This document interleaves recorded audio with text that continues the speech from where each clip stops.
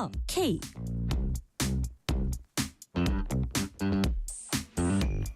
안녕하세요. 뉴스레터 K 진행하는 전종철입니다. 내란 우두머리 방조 혐의 등을 받고 있는 한덕수 전 국무총리 결심 공판에서 내란 특검이 한 전 총리에게 징역 15년을 구형했습니다. 특검은 12.3 비상계엄이 일어나지 않게 할 수 있었던 유일한 사람임에도 국민 전체 봉사자로서 의무를 저버리고 계엄 선포 전후 내란 범행에 가담했다고 지적했습니다. 1심 선고는 내년 1월 중 나올 것으로 보입니다. 정치 토크 코너에서 한덕수 전 총리 결심 공판과 여야의 당권 주권 권리 강화 문제 등을 깊이 있게 분석합니다. 민주당은 내란 전담 재판부 설치, 법원 행정처 폐지 등 조희대 사법부를 겨냥한 일련의 방안들을 추진하고 있습니다. 인터뷰 코너에서 민주당 3대 특검 종합 대응 특위 총괄위원장인 전현희 수석 최고위원을 전화로 만나봅니다. 뉴스레터 K 지금부터 시작합니다.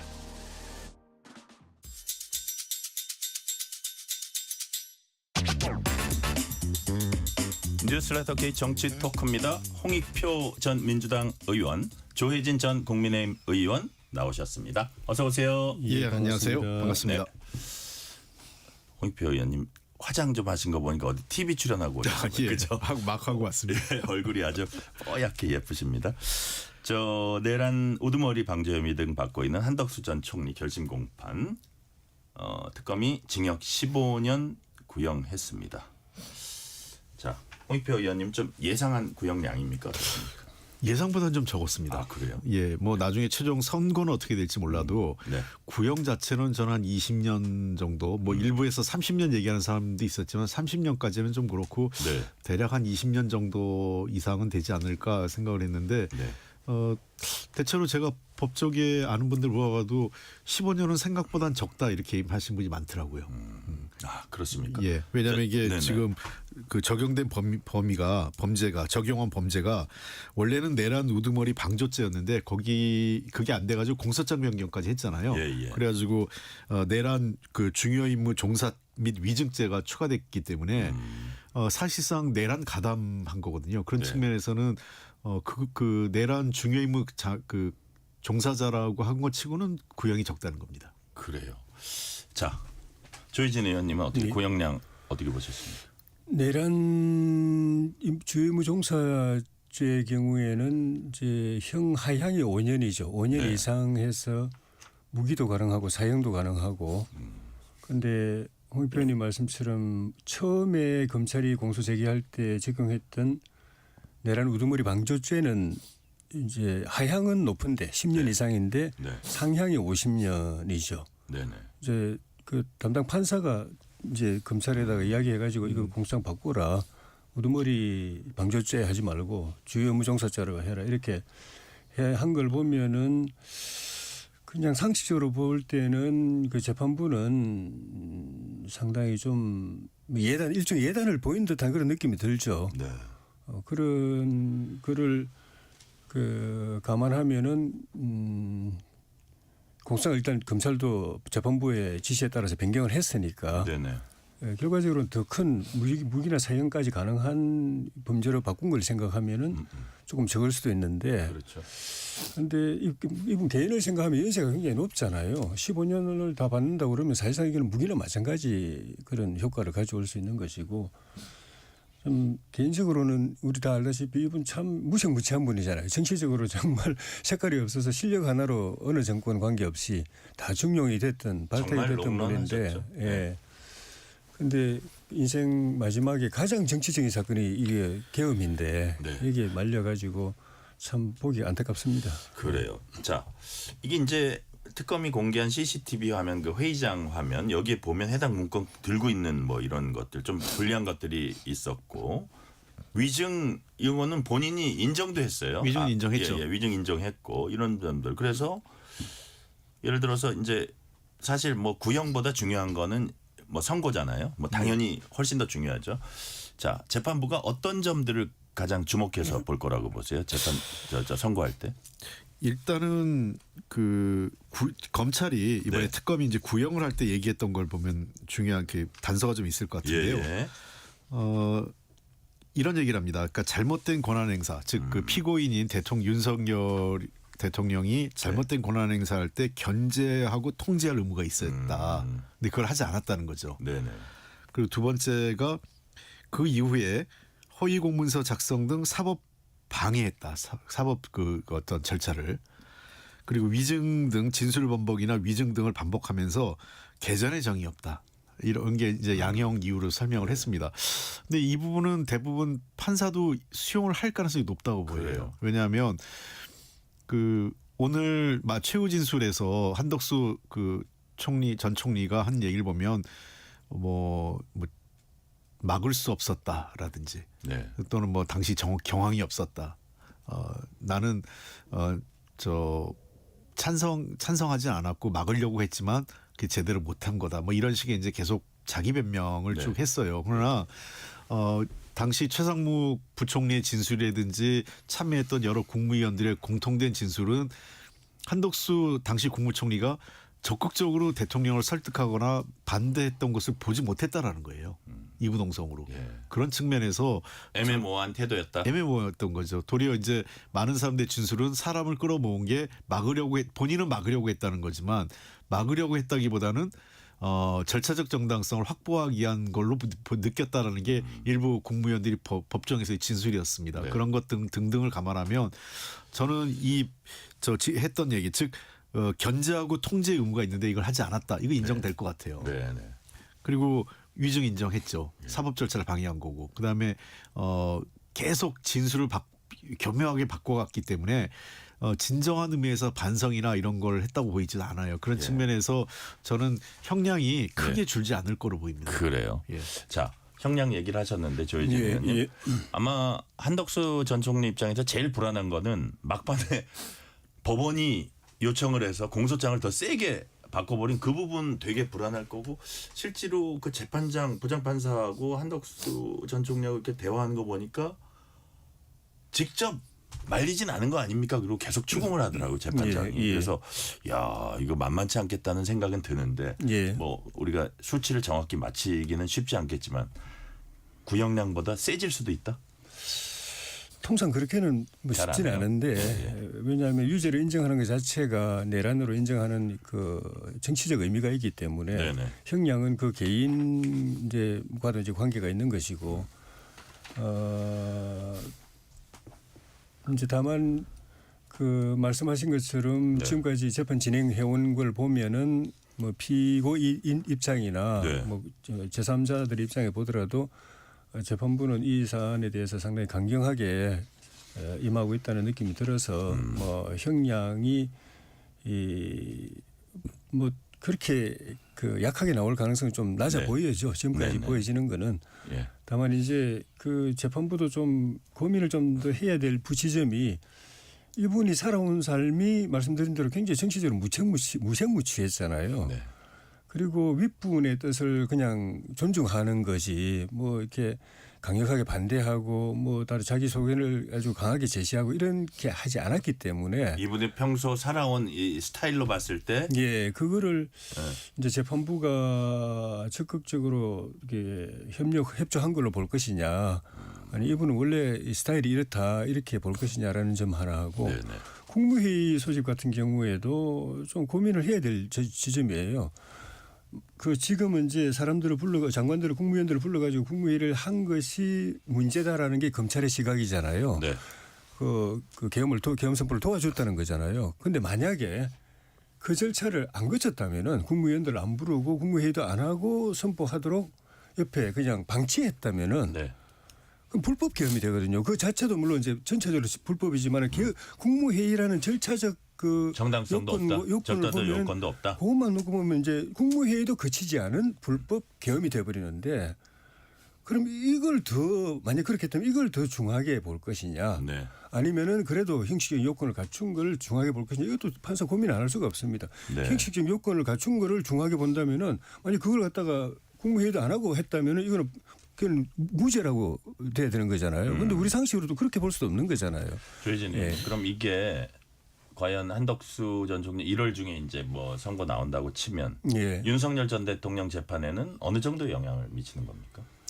그거는 이제 각 재판부들끼리 또 예. 나눠져 있잖아요. 예, 윤 예. 대통령, 김용현, 뭐 이상민, 뭐 네네. 이 다 한덕수 총리 다 나눠져 있는데 네. 재판부들끼리 따로 협의하지는 않을 겁니다. 뭐 해도 또 근데 문제가 있고. 참고는 할 거 아니에요. 그렇죠. 그죠? 내용을. 근데 제일 모두가 다 고민할 지점이 계엄이 불법이라는 건 되게 다 인정할 거예요. 재판부마다. 예, 예. 그리고 이제 개헌법 위반이고 헌법 위반이고 개헌법 위반이고 그에 대해서는 이제 직무 직권 남용이라든지 이런 저 처벌이 있는 건 가능한데 내란이냐라는 게 제일 관건이거든요. 네. 내란이 성립한다고 되면은 대체로 다 뭐 거기 윤 대통령이든 다른 분들이든 중한형이 갈 가능성이 있고 근데 내란이 만약 아니라고 한다면은 나머지 소소한 위생이라든가 이런 것 때문에 뭐 일부 형이 나오겠지만은 본 범죄가 무죄가 나와버릴 가능성도 있거든요. 그래서 뭐 판사들 생각 고민을 어떻게 하고 있는지 알 수는 없지만은 네. 그 부분을 가지고 서로가 아마 서로 기류를 살필 것이고 네. 첫 재판에서 내란죄를 인정하는 것로 나오는 것하고 아닌 걸로 나오는 것들이 다른 재판부에 영향을 줄 것이고 네. 그다음에 이제 형량에 영향을 줄 것이기 때문에 첫 재판을 다른 재판부도 아마 좀 촉각을 놓으시고 보지 않나 싶습니다. 자, 제가 이제 영향을 홍익표 의원님 여쭤봤는데 조혜진 의원님한테 내란 부분 가장 그게 본진입니다. 가장 핵심인데 이 부분이 어떻게 나올지는 좀 지켜봐야 한다. 동의하십니까? 글쎄요. 저는 내란죄는 거의 확정적이라고 보여요. 물론 뭐 재판부가 판단할 문제니까 네네. 제가 뭐 사전에 예단해서 말하기 쉽지 않은데 예. 판사가 그 공소장 변경을 요청한 것 등을 봤을 때 그러니까 사실은 그때 제가 한번 그 얘기를 여기서 했나 모르겠는데 한덕수 그 불구속 구속이 기각될 거란 얘기를 사전에 많이 했었던 걸로 제가 기억을 해요. 네. 어디 가서도. 예. 그래서 왜 그랬냐 제가 많이 물어봤는데 많은 법조인이 아니 그 내란 가담죄로 기소를 했어야 그 구속 기소를 했어야지 방조죄로 하게 되면 그건 다툼 여지가 너무 많다는 거예요. 그렇기 때문에 불구속될 거다 이렇게 봤단 말이에요. 그러니까 네네. 그거는 그 답답하니까 판사 입장에서는 이거 잘못하면은 전체가 무죄가 될 가능성이 있으니 방조죄로 묻지 말고 가담죄로 중요 가담자로 그 죄를 물어라 하고 이 가이드를 해준 것 자체가 일정하게 판사의 그 생각을 추론해 볼 수 있는 것 아니냐 이런 거고요. 네. 그리고 두 번째는 아까 저는 조혜주 의원님 말씀하고 좀 다른 견해가 하나 있는 게 국무회의 소집과 관련돼서 그게 도리어 약간 더 긍정적이다 이렇게 하는데 저는 그게 더 훨씬 나쁠 거로 봅니다. 그러니까 아까 그 견제나 통제 반대할 수 있는 자리에 있었는데 못했다는 걸 얘기하는 거 아니겠어요? 네. 국무회의를 소집을 안 해서 의결 정적서가 되지 않았고 그로 인해서 이거 그 비상계엄을 선포할 수 없다라고 대통령을 설득할 수 있었는데 결국은 그 법적 절차를 갖춰주고 해서 대통령이 선포할 수 있는 어떤 가능성을 도리어 열어준 게 되는 거죠. 그런 게 돼서 가담 내지는 종사 내지는 방조가 된다 이거죠. 네. 자, 김건희 여사가 박성재 당시 법무장관에게 텔레그램 통해서 내 수사 어떻게 되고 있어요? 김혜경, 김정숙 여사 수사는 왜 더디냐? 뭐 이런 거 물어봤다고 합니다. 이거 뭐 수사를 받고 있는 당사자 거기다가 이제 대통령 부인이 법무장관에게 이런 거를 보냈다는 이제 부적절성 이거는 뭐 얘기할 것도 없는데 근데 이게 범죄가 되려면 먼저 홍익표 의원님 범죄가 되려면 어떤 것들이 입증돼야 됩니까? 실행이 있어야 되는 거 아닌가요? 법무장관의 실행이랄지. 그렇죠. 관련돼서 뭔가 이런 그 보다 구체적으로 실행이 이루어지고 근데 이거 자체로 예. 제 보기에도 모르겠어요. 만약 이제 그 당시 법무장관이 어떤 압력을 느꼈는지 그 김건희 그 씨가 그 당시에 실질적인 권한을 행사할 수 있는 위치에 있었다면 그러니까 예를 들면 지위가 아니더라도요. 네. 법정에서 따질 때 실질적 권한을 보거든요. 그러니까 법적 권한은 없어요. 네네. 영부인은 어떤 우리 법적 권한이나 강제력을 갖고 있지 않기 때문에 또 법무장관 인사권도 갖고 있지 않지만 만약에 이게 추가 기소돼서 네. 여러 가지 정황을 봤더니 실제로 인사를 배후에서 상당한 영향력을 행사했고 법무장관을 교체할 수도 있고 법무장관이 이에 대해서 압박을 느낄 수 있는 그리고 만약에 박성재 장관이 예. 압박을 느꼈다라고 하는 순간 이거는 그 불법 행위가 됩니다. 네. 반대로 박성재 장관 입장에선 그걸 어떤 약간 조금이라도 실행이 있었다. 실행이 하면 이제 박성재 장관도 문제가 되는 본인이. 거죠. 둘 다 네. 문제 다 되는 상황이 네. 됩니다. 그래서 네. 제가 보기엔 정말 황당한 일이에요. 그러니까 저는 100번 양보해서 제 사건 어떻게 됐어요까지는 글쎄 그럴 수도 있겠다 싶어요. 네. 걱정도 되고 궁금하니까 정말 김혜경, 김정숙. 예, 한 명의 자연인으로서 뭐 영분이란 지를 떠나서 한 명의 자연인으로서 예. 자기 사건에 대한 걱정이나 두려움 때문에 물어볼 수 있었다 싶은데 거기에 덧붙여가지고 다른 이제 그 전 영부인 예. 김정숙 여사라든지 또는 정치적 라이벌의 부인인 김혜경 여사에 대해서 그 사람들 수사는 어떻게 되냐고 물어보는 것 자체는 제가 보기엔 이건 정말 글쎄요. 제가 생각하는 수준을 뛰어넘는 행태를 했다 이렇게 보입니다. 네. 어떻게 보셨어요 이 문자? 조희전에. 김건희 여사가 공직자였으면은 직권남용이 될 수도 있겠죠. 네네.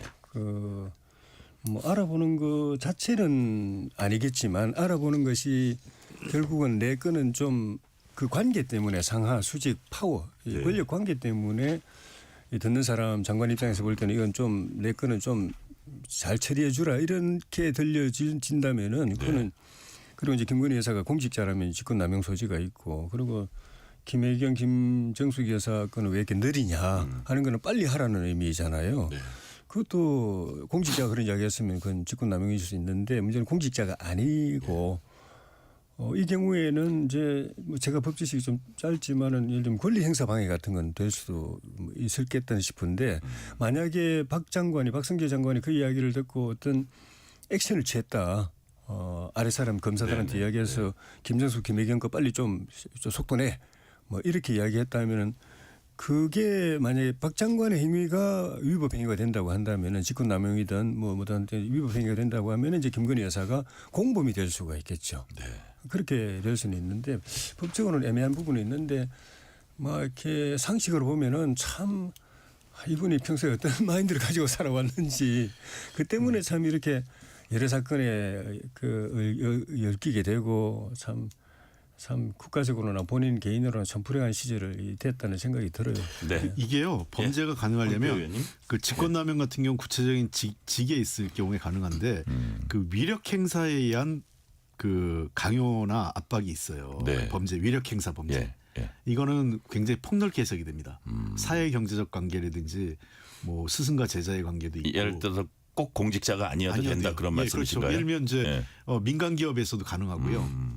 이건 이미 사례가 있습니다. 그러니까 그러니까 위력 행사에 의한 뭐 성범죄, 위력에 의한 업무방해죄, 그다음에 위력에 의한 뭐 강요죄 이런 게 다 있어요. 형법에 다 있거든요.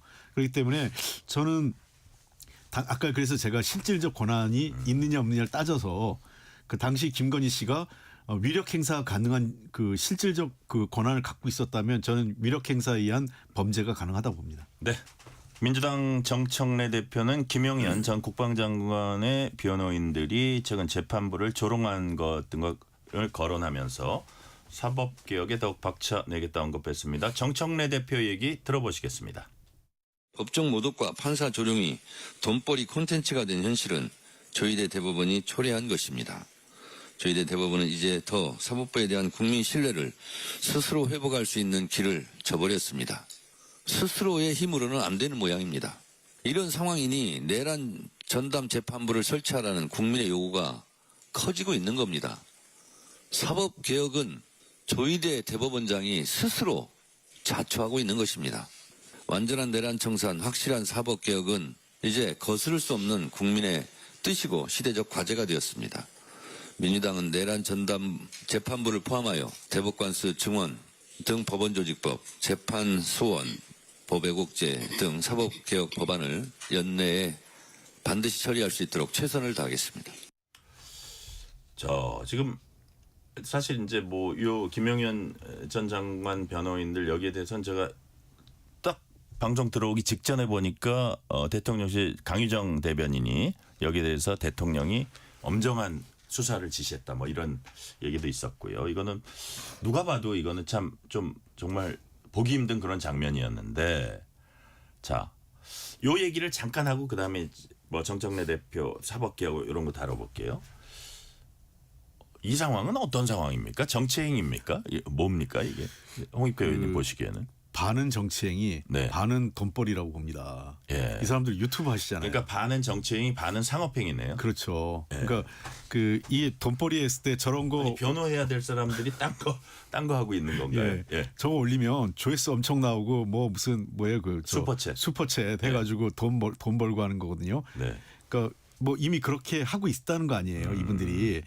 그러니까 저는 이거 큰 문제예요. 그 변호사로 한 사람들이 자기가 해당 사건과 관련돼서 네. 유튜브를 운영하면서 예를 들면 유튜브 방송에 나가서 인터뷰하는 건 있을 수 있다고 봐요. 네네. 그러나 본인이 직접 유튜브 방송을 운영하면서 이것을 소재거리로 활용하는 것은 글쎄요. 이건 제가 보기엔 신의성실의 의무에서 좀 벗어나는 것 같아요. 변호사가. 네네. 그렇기 때문에 이건 굉장히 잘못된 행위고 그날 보여준 행태는 정말 상상 초월입니다. 웬만한 시정잡배도 법정에서 그렇게 하지 않아요. 그러니까 도리어 이게 법기술자라고 법을 아니까 빠져나갈 길이 있다고 생각하고 막 저런 구치소에까지 가서도 이제 감치와 관련돼 가지고 별 해괴한 방식을 써서 일단 그날은 모면했죠. 그런데 뭐 이후에 또 다시 이제 재판관이 추가 지시해서 감치 이행하게 지금 하고 예. 있는데 저는 그 정청래 대표의 지적도 있었지만 조희대 대법원장이나 또 법원행정처에서 아무런 입장을 내지 않은 건 상당히 유감스럽습니다. 이거 굉장히 강력하게 입장을 내고요. 제가 고발도 하고 했는데요. 고발은 했지만 변협징계. 변협 징계를 했나요? 제가 사실은 먼저 그 얘기를 했었는데 변협징계는 서울중앙지검에서 낸 거고 그렇죠. 그다음에 고발은 지방법원. 지방법원에서요. 서울중앙지방법원 지방법원 한 거고 예. 천대엽 처장이 아마 고발을 직접 했죠. 했더라고요. 법원행정처에서 고발을 했습니다. 그래서 이 문제에 대해서는 그러니까 고발로 끝나는 게 아니라 굉장히 강력한 입장을 냈었어야 돼요. 그리고 저도 일찌감치 대한변협에 네. 이분들에 대한 징계 처리를 필요하다고 얘기했는데 네. 정말 그 변협이 제 식구 감싸기 하면 안 됩니다. 늘 뭐 제 식구 감싸기 욕먹는 게 정치인들 제일 많이 욕먹는데요. 네. 정치인들보다 만만치 않은 게 이 법조계 뭐 기타 여러 우리나라 곳곳에 서로 간에 짬짬이 구조가 있어요. 그러니까 이번에 이런 사람들에 대해서는 정말 오랜 기간 변호사 활동을 제한할 수 있도록 네. 변협에서 강력한 조치를 취해야 됩니다. 자, 조혜진 의원님. 예. 자, 정청래 대표 얘기를 들어보면 이 사람들을 언급하는 듯하다가 그게 이런 것도 조희대 사법부 탓이다 하면서 그래서 우리가 내란 전담 재판부 법원행정청 폐지 사법행정위 신설 법 왜곡죄 이거 다 우리가 추진하겠다 이랬거든요. 예. 일단 하나하나 뭐 다 따져볼 수는 없고 한 두 가지 정도 따져볼게요. 가장 최근 뉴스가 어제의 뉴스가 이제 초안 낸 게 사법개혁안 초안 낸 게 법원행정처를 폐지하고 예. 사법행정위를 신설한다. 예. 어떻게 평가하십니까? 사법부를 완전히 민주당 손안에 넣으려고 하는 거죠. 그러니까 사법권 독립이라는 거는 그냥 재판 독립만이 아닙니다. 그 재판 독립을 뒷받침하는 것이 사법행정인데 인사와 예산 이런 것들이 제대로 안 되면 재판 제대로 거기 있는 판사들도 소신껏 못 하거든요. 그리고 할 의욕도 잃을 수도 있는 것이고. 그래서 사법행정이 사법권 독립의 중요한 요소인데 그거를 법원에서 빼앗아 가겠다는 거 아닙니까? 외부 말하자면 이제 제도적으로 민주당 영향력 아래에 있는 네. 기구를 구성해 가지고 네. 대법원장을 중심으로 한 사법부로부터 빼앗아서 가겠다는 거잖아요. 네.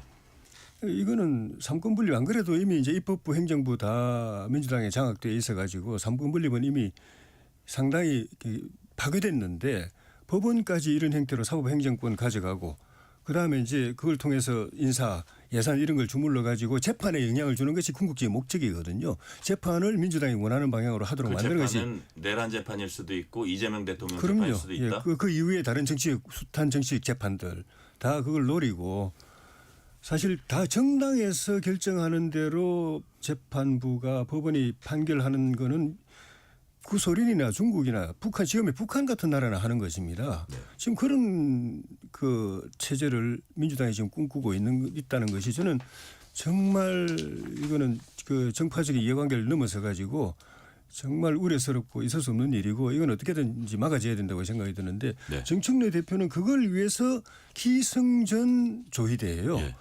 제가 볼 때는 정청래 대표가 지금 하고 있는 이런 행동이 법원의 권위를 완전히 무너뜨리고 법을 완전히 사문화시키고 판사들을 완전히 무력화시켜가지고 지금 이렇게 이런 변호사들한테 조롱 당하는 그런 희화화된 법정, 네. 희화화된 재판, 희화화된 판사를 만들고 있는 것인데 본인이 원인인데. 그럼 사법부를 그렇게 장악하고 거기에 법원이 꼼짝 못하고 굴종하고 항복하는 모습 보이니까 바깥에서 보는 사람들도 이제 법원 아무것도 아니네, 재판 아무것도 아니네 이렇게 되고, 얼마 전에도 그 민주당의 모 의원이 조희대 대법원장 불러놓고는 조요토미 히데요시라고. 네. 민주당은 아닙니다. 아니 그 무소속이지만은 어쨌든 뭐 민주당 뭐 성향이죠. 범여권 의원이라고는 예. 하죠. 예, 민주당 의원은 아닙니다. 그런 아니 미안합니다.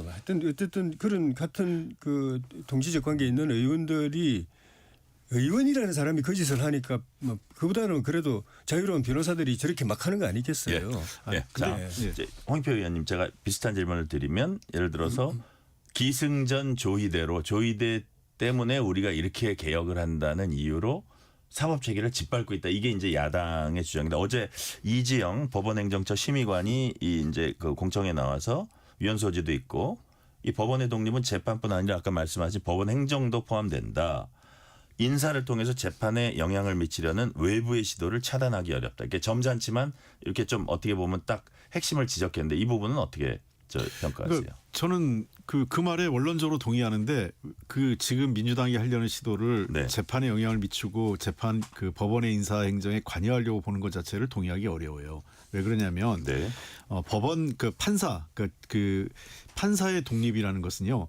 당연히 첫 번째는 정치 권력, 그다음에 정치 정당이나 이런 그 제3의 정치 세력으로부터 독립적으로 운영되는 게 맞고요. 두 번째는 법원 내부의 압력으로부터 부당한 압력으로부터도 벗어나야 돼요. 실제 과거에 판사의 판결에 영향을 준 거는요. 외부의 세력이 아니라 외부의 세력과 연결된 내부 세력이었습니다. 양승태 대법원의 그 소위 그 사법 그 농단의 핵심이 그거였지 않습니까? 그 관련된 법원 판결을 연기시키고 예. 또 판결에 영향을 주는 게 왜 그러냐면 자신들의 민원을 해결하고자 정치 권력과 거래를 한 거 아니겠어요? 그때 박근혜 정부가 직접 사법부에 관여한 게 아니에요. 사법부의 그 정치 권력의 우중을 법원의 그 수뇌부가 네. 받아가지고 밑에 그 판사들에게 압력을 가했는데 그 수단이 뭐였냐면 인사행정권이란 말이에요. 그래서 이 문제에 대해서는 저희가 민주당이 생각하는 건 민주당은 법원의 판단에 영향을 줄 생각 조만치도 없습니다. 그리고 법원 행정에 정치권이 개입하는 것도 원치 않습니다. 다만 이 판사들의 행정이 공정하게 이루어질 수 있는 시스템을 만들어야 되는데 현재 시스템은 지나치게 대법원장 중심에, 그러니까 대법원장이 거의 왕이에요. 제한받지도 않고 네. 그 권력을 견제받지도 않아요. 대통령도 견제받지 않습니까? 행정부 내에서. 그렇다면 대법원장에 대한 권한 행사에도 일정하게 권한을 받아야 되고, 저는 가급적 독립된 법원행정처의 그 인사행정과 대법원장은 좀 분리해야 되지 않을까 이런 생각도 있습니다. 이게 이제 뭐 조금 원론으로 돌아가면 헌법 101조 1항에 사법권은 법관으로 구성된 법원에 속한다. 이 부분이 이제 딱 박혀 있는데, 그렇다면 내란 전담 재판부도 그렇고 사법행정위도 그렇고 어쨌든 사법부가 아닌 사람들이 막 법관을 이제 정하는 절차를 이제 진행하잖아요. 그러면 내란 전담 재판부 뭐 2심부터 하든 1심부터 하든 2심부터 해가지고 재판을 냈는데 나중에 위헌 소송 가서 재판 결과는 나와 있는데 이거 다 위헌이다. 혹은 사법행정위가 뭐 이래 가지고 인사권에도 행사하고 심의 의결해 가지고 나중에 뭐 대법원장이 뭐 도장을 찍겠죠. 그러면 그래 가지고 인사를 돼 가지고 그 사람들이 재판을 했는데 이거 사법행정위 자체가 위헌이다. 이럴 가능성이 있다고 봤을 때 그 혼란은 누가 감당할까요? 저는 그 혼란이 너무 우려하지 않아도 된다고 보는 게요. 예. 첫 번째는 그 법원행정과 관련돼서는 법원행정이 판사들이 하는 건 맞지만 그 헌법에 있는 대로 이 행정과 관련돼서 그 심의하고 실무적으로 할 때 지금 법원행정에 있는 사람들이 다 판사 아니잖아요. 네네. 거기에는 그냥 그 행정고시 보고 들어간 사람도 있고 한단 말이에요. 일반 사법 공무원들. 그런 측면에서 법원행정처의 구성과 운영에 있어서는 100% 그 판사일 이유는 없다라고 저희들이 얘기하는 겁니다. 그것이 대법원장이 인사권을 침해하는 게 아니라 결국은 최종적으로 인사 발령을 하고 하는 것은 대법원장이 하지만 일정하게 공정하게 심의하고 따질 수 있는 심의위원회는 구성하자는 겁니다. 거기에서 나온 결론을 대법원장이 인사행정을 하는 거고요. 네네. 그리고 두 번째, 네. 저도 사실은 내란 재판과 관련해서 우려는 있어요. 지금 말씀하신 대로 저는 최종 판결이 나서 뭐 원인이 무효된다, 이건 극단적인 상황인 것 같고, 그보다 내란 재판부가 만약에 법안이 통과돼서 구성이 될 경우에 네. 지금 현재 피고 그 관련돼서 내란 재판부로 이제 그 사건이 배당될 경우에 해당 피의자들이 바로 헌법재판소에 걸 것 같아요. 저는 이제 걱정되는 것은 그 경우에 네. 의도하든 의도하지 않든 꽤 일정한 시간이 또 지체되는 문제가 발생하거든요. 네. 그 문제가 민주당이 원치 않는 이제 그런 문제가 발생하는 거죠. 이건 무조건 제가 보기엔 거의 100% 그래요. 헌법재판소에 그 소원을 그렇죠. 그 윤석열 법기술자들 아니에요. 그쪽에서 윤석열 그 피의자는 물론이고 피고자는 물론이고 나머지 김영현 씨라든지 여타 관계자들이 다 아마 그 헌법재판소에 소원을 걸 가능성이 근데 높거든요. 원래 빨리빨리 하려고 했는데 그렇죠. 그게 반대로 갈 수 있다 갈 이거죠. 가능성이 있다라는 거에 대한 우려는 있어요. 그래서 이 문제에 대해서는 그 민주당 내부에서도 그것 때문에 그런 거예요. 그러니까 네. 그래서 유죄 판결이 나면 결과가 나오기 전이니까 다시 일반 그 사법부로 가면 저는 그래서 그건 최종 판결에 영향을 줄 거라는 가능성 높지 않은데 네. 일단은 지체될 가능성 높아 보입니다. 그 문제가 제일 걸림돌이에요. 네. 조희진 의원님. 예. 제가 아까 홍익표 의원님한테 드렸던 이래 가지고 판결 다 진행했는데 나중에 위원 가고 그러면 그 혼란 지체도 그렇지만 그런 부분은 어떻게 전망을 하십니까? 충분히 가능합니다. 이거는 위헌이 맞습니다. 그런데 이제 헌법재판소가 좀 전에 말씀하신 절차 때문에 시간이 늦어지고 하는 건 그건 부차적인 문제고 예.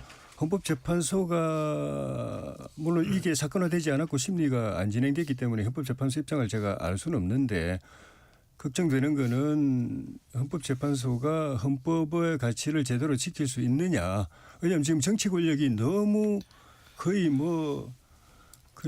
망나니 칼춤 추듯이 그냥 대한민국 그 법질서 체계에 완전히 돌이을 내다시피 하고 있기 때문에 네. 헌법재판관들조차도 법원이 판사들이 지금 막 그냥 꼼짝 못하고 조롱을 당할 정도 돼 있기 때문에 헌법재판관들은 그럼 제정신 차리고 헌법을 지킬 수 있을 것인가 하는 염려가 될 정도로 지금 정치 권력의 횡포가 정말 이거는 감당할 수 없는 수준입니다. 네. 그래서 헌법재판소라도 살아있으면 헌법을 지킨다면 이건 당연히 위헌이죠. 그래서 그 이후에 혼란 그것도 큰데 만약에 헌법마저 왜곡됐을 때 민주당은 지금 그걸 추진하고 있는 거잖아요. 헌법재판소마저 이제 그 영향이 안에 두려고 하고 있으니까 네. 모든 권력을 다 한 정당 안에 기속시키려고 하는 그런 이제 그 시스템 그런 쪽으로 좀 가고 있으니까 그게 걱정이 되는 거죠. 네. 예. 실시간 교통 상황 알아보겠습니다. 라디오 교통정보센터 김민혜 리포터 나와주세요. 네, 이 시각 교통정보입니다. 퇴근 시간을 가까이 하면서 도로 이동량 빠르게 늘고 있습니다. 서해안고속도로 서울 쪽으로 서평택 분기점에서 화성휴게소까지 10km 밀리고 있고요.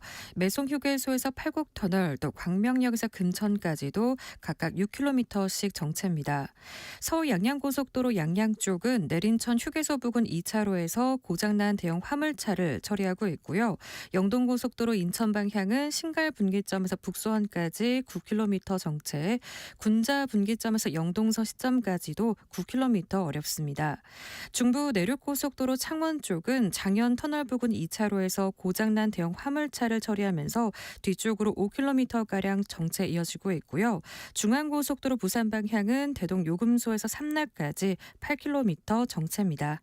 KBS 교통정보센터였습니다.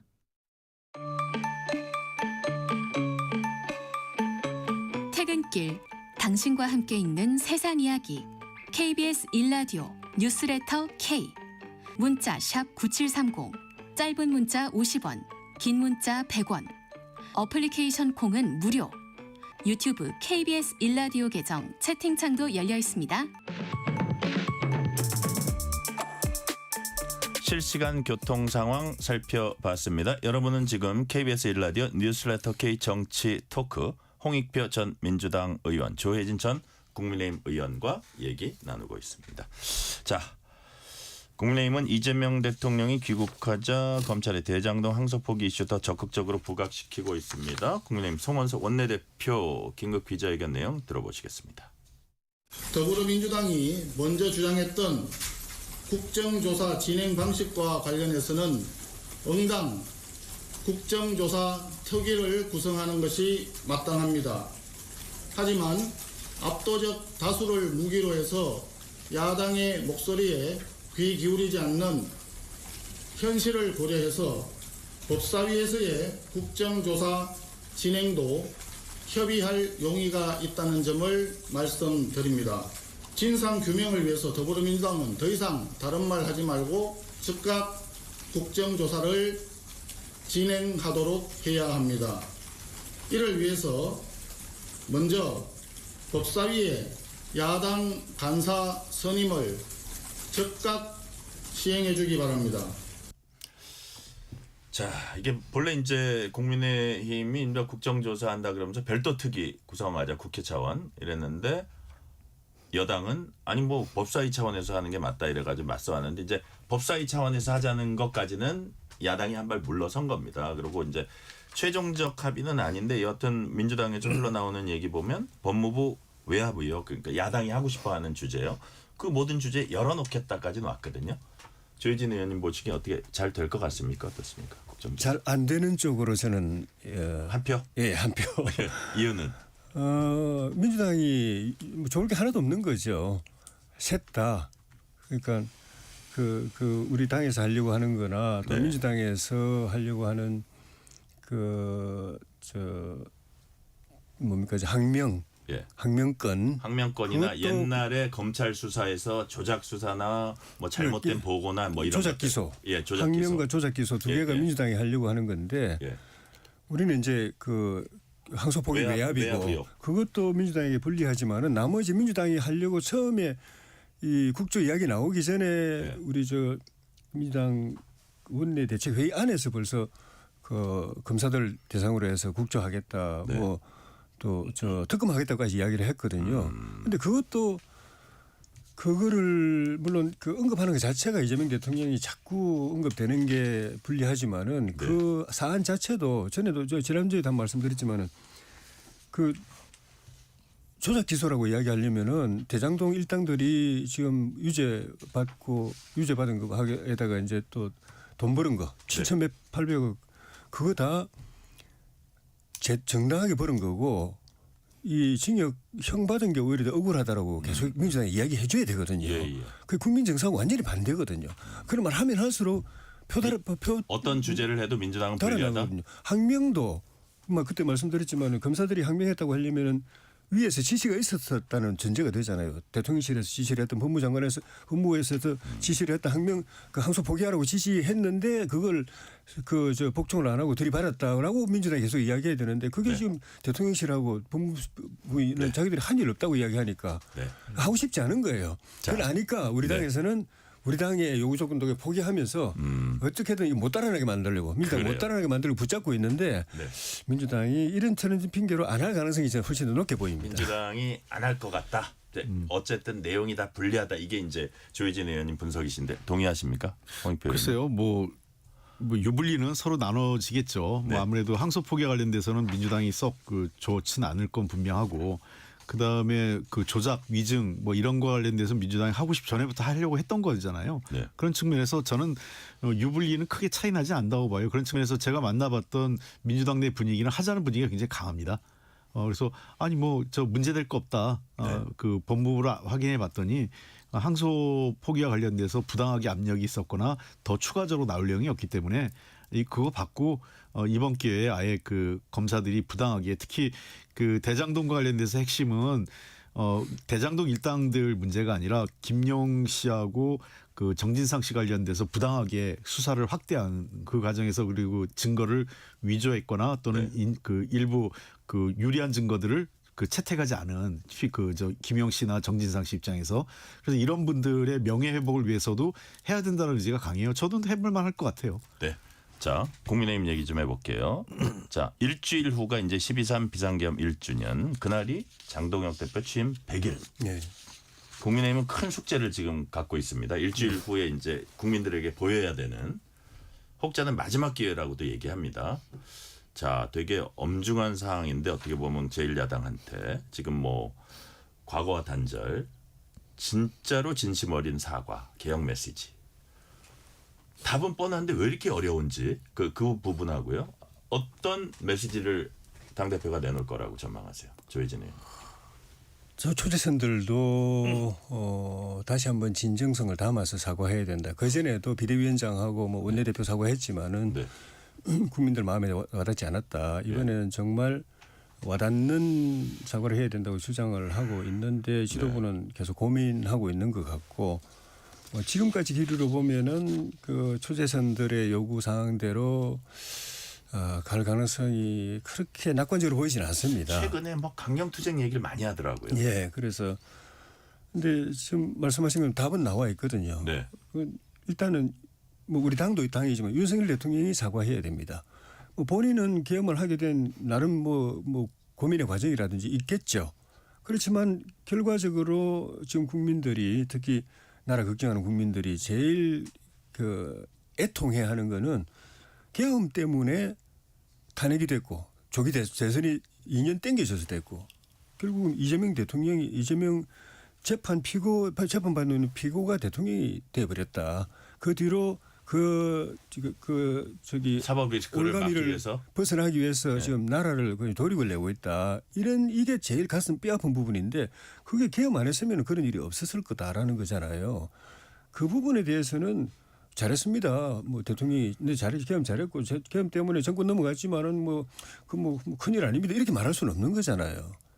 그거를 사과해야 되고 한동훈 대표도 탄핵에 찬성하게 된 과정에는 그런 고민이 있고 나름 이유가 있었겠지만은 또 그것도 역시 결과적으로 탄핵되는 바람에 대선이 땡겨졌고 정권 넘어갔고 그 정권 넘어간 이후가 나라를 걱정하는 국민들의 입장에서 보면은 지금 잠이 안 오는 상황이 되어버렸기 때문에 탄핵에 찬성할 수밖에 없는 이유와는 별개로 그 결과가 이렇게 된 거에 대해서는 한동훈 대표도 저는 국민들께 그런 지금 잠 못 이루는 밤을 드린 거에 대해서 그래서 이제 제일 중요한 건 장동혁 대표가 그다음에 이제 어떤 메시지 냈냐. 당은 그걸 같이 이야기해야 되는 거죠. 계엄 사태 못 막았고 집권당인데 그 탄핵 사태 못 막고 가지고 조기 대선 돼가지고 정권 넘겨줘가지고 국민들께 이렇게 큰 염려를 끼치고 우리가 바깥 장외를 돌면서 싸워야 되는 이런 나라 만드는 거에 대해서 당이 잘못했다고. 윤 전 대통령과 단절하겠다 할 수 있다고 보세요.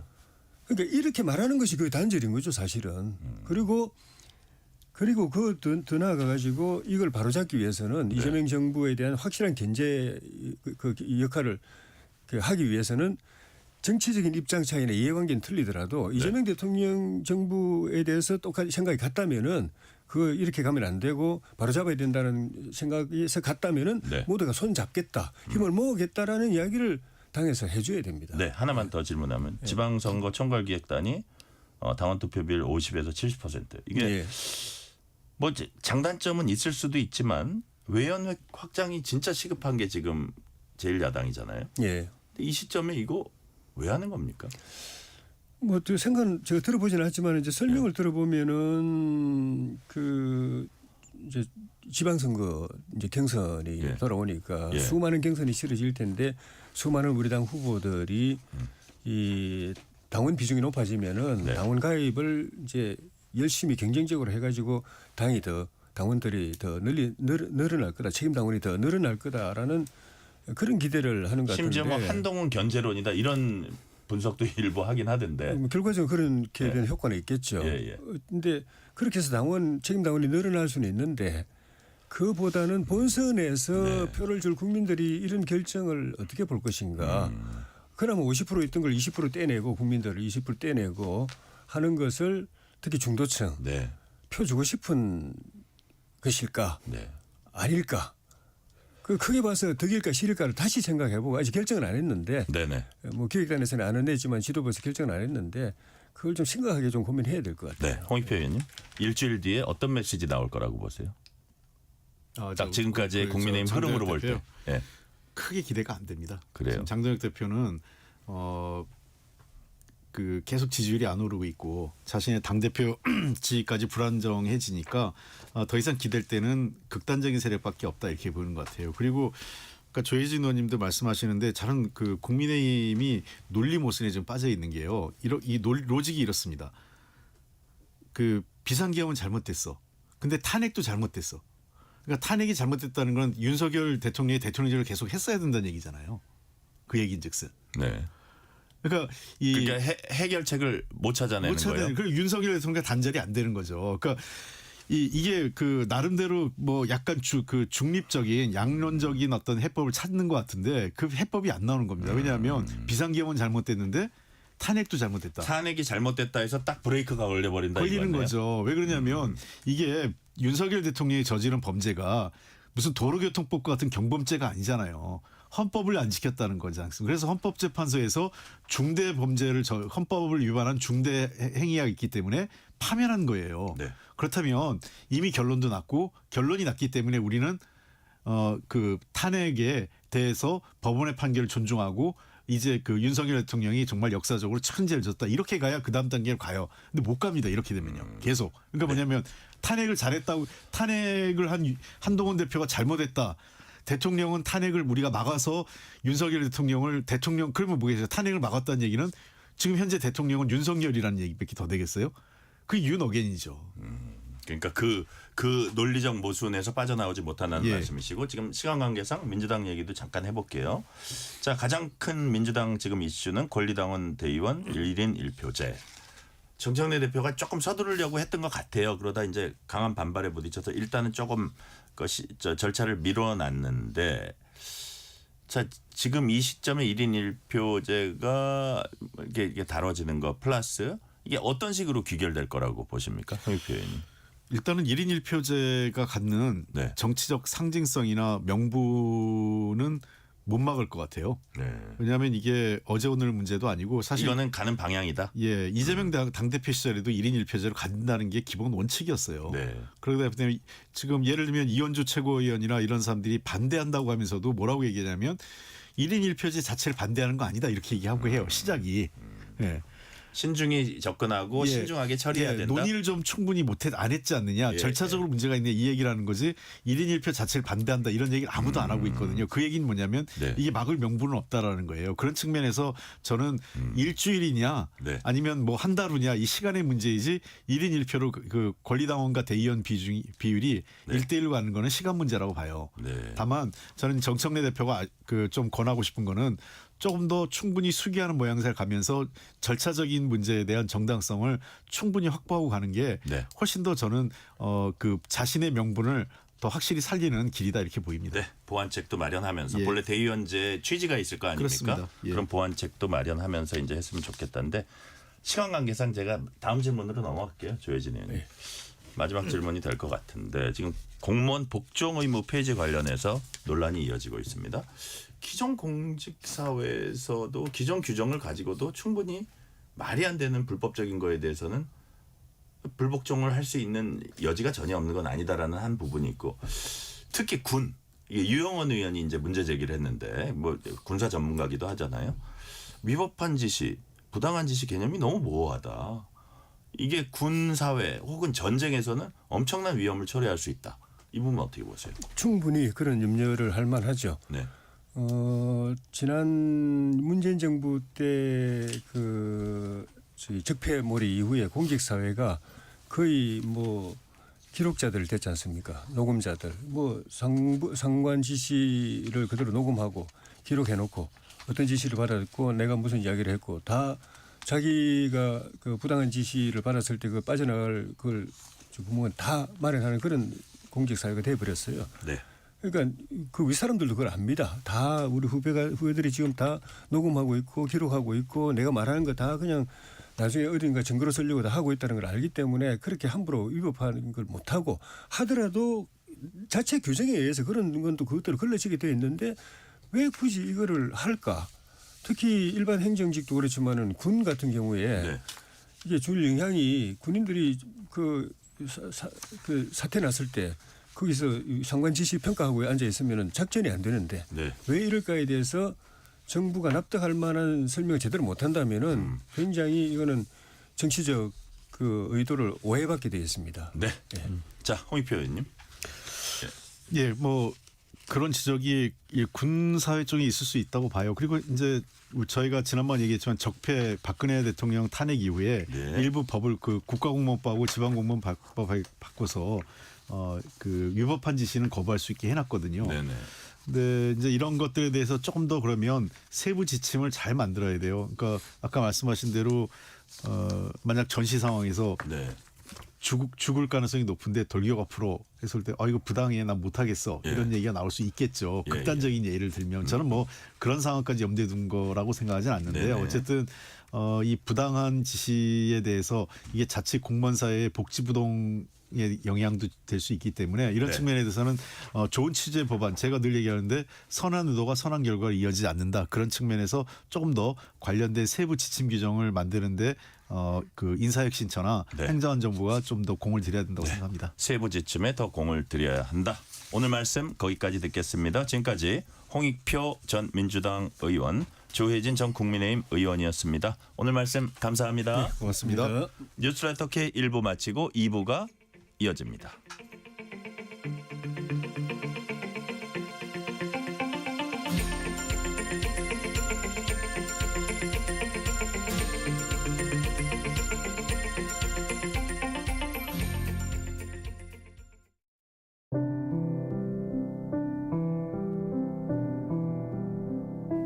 KBS 라디오 연중기획 희망충전 대한민국 666번째 이야기. 안녕하세요. 아나운서 유지원입니다. 12살 준호가 세상에서 가장 의지하는 사람, 바로 외할머니입니다. 보이스피싱 피해의 충격을 끝내 이겨내지 못하고 세상을 떠나버린 아빠와 알코올 중독과 조현병으로 끝이 보이지 않는 치료를 이어가야 하는 엄마. 그 뒤 할머니 곁에 남겨진 건 형과 남동생, 그리고 어린 준호뿐이었는데요. 이가 없어 매일 죽으로 끼니를 때우는 할머니는 아픈 몸을 부여잡으면서도 손자들 걱정을 내려놓지 못합니다. 딸의 병원비와 생활비, 양육비까지. 벅차고 무거운 삶의 무게는 이미 한계를 넘어선 지 오랜데요. 부족하고 힘겨운 환경에서 자라는 아이들이 안쓰럽기만 한 할머니는 오늘도 조용히 눈물을 닦아냅니다. 가여운 아이들이 더는 상처받지 않기를, 어린 삶이 또다시 무너지지 않기를, 준호와 형제들이 희망 속에서 다시 일어설 수 있도록 여러분의 따뜻한 관심과 사랑을 보내주세요. 여러분의 따뜻한 손길이 희망의 빛이 됩니다. ARS 060-700-1580 060-700-1580 한 통화 3,000원으로 희망을 선물해 주세요. KBS 라디오 연중기획 희망충전 대한민국은 초록우산 어린이재단, 인탑스 주식회사, 그리고 청취자 여러분과 함께합니다. ARS 060-700-1580 한 통화 3,000원입니다.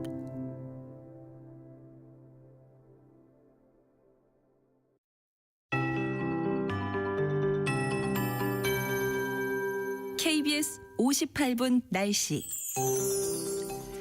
당분간 평년과 비슷하거나 더 기온이 떨어지면서 추워지겠고 낮에는 평년 이맘때 쌀쌀함이 감도는 곳이 많겠습니다. 내일 아침 최저기온 서울과 강릉, 광주가 5도로 예상됩니다. 대구가 4도, 파주와 세종, 대전이 3도 등 전국이 영하 1도에서 8도 분포가 예상되고요.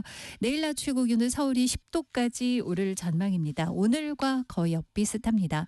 세종, 대전, 광주 12도, 대구, 강릉 13, 부산 16도 등 전국이 7도에서 16도까지 오르면서 내일도 감기 걸리지 않도록 종일 포근한 옷차림을 하셔야 되겠습니다. 오늘 밤 경기 권역의 대기질이 나쁘겠습니다. 하늘은 맑겠지만 이 지역은 밤새 좀 주의를 하셔야 되겠고요. 오늘 고비 사막 부근에서 발원한 황사가 내일 우리나라 상공을 이동하게 됩니다.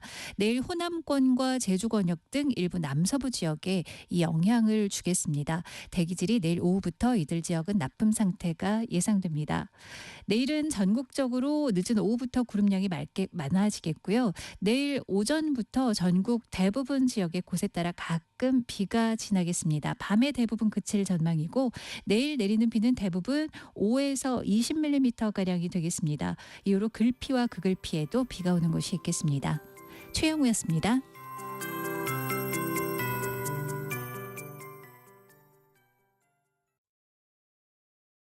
정성을 다하는 국민의 방송 KBS가 6시를 알려드립니다.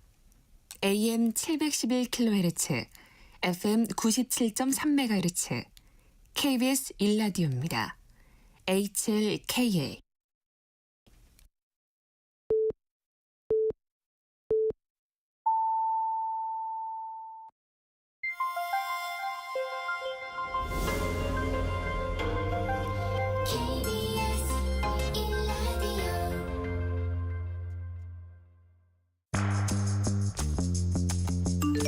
여러분은 지금 퇴근길 시사편지 한 장, KBS 1라디오 뉴스레터 K를 듣고 계십니다.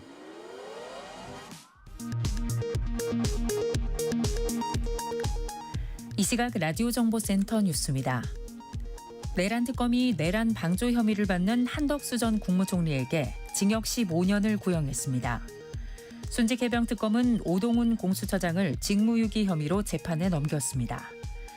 김건희 특검은 양평 공흥지구 개발 특혜 의혹과 관련해 국민의힘 김선규 의원을 피의자 신분으로 소환했습니다. 이재명 대통령이 7박 10일간 중동 아프리카 4개국 순방을 마무리하고 귀국했습니다. 이 대통령은 최근 변호사들의 사법부 모독과 검사들의 집단 퇴정에 대해 법과 원칙에 따라 신속하고 엄정한 감찰과 수사를 진행할 것을 지시했습니다. 12.3 불법계엄 1주년을 앞두고 당 내부에서 사과 요구가 분출하는 가운데 국민의힘이 법사위 차원의 대장동 사건 국정조사를 수용하기로 했습니다.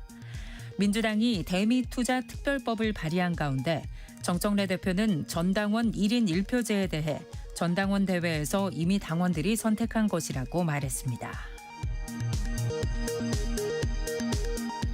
불법 정치자금 6천만 원을 받은 혐의로 재판에 넘겨진 노웅래 전 더불어민주당 의원이 1심에서 무죄를 선고받았습니다.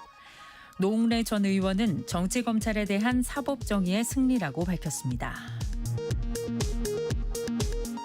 원달러 환율이 어제보다 6원 넘게 떨어지며 1,460원대로 내려왔습니다. 외환당국은 잇따라 외환시장 안정 메시지를 내고 있는데 환율 방어에 국민연금을 동원하는 것은 아니라고 강조했습니다. 지금까지 라디오 정보센터 뉴스 편유희였습니다.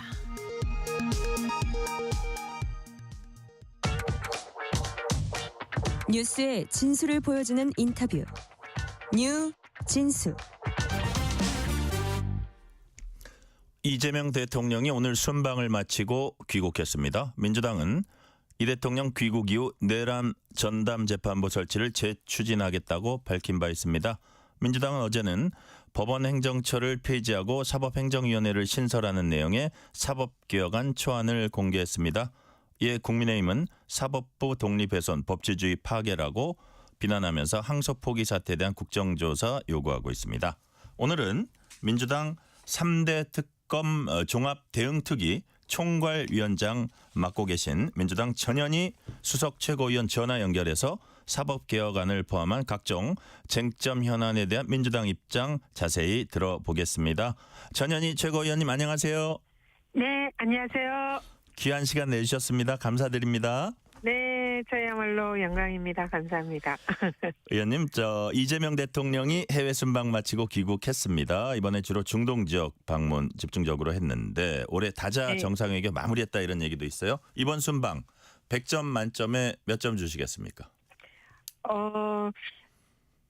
A 플러스 드리겠습니다. A 플러스.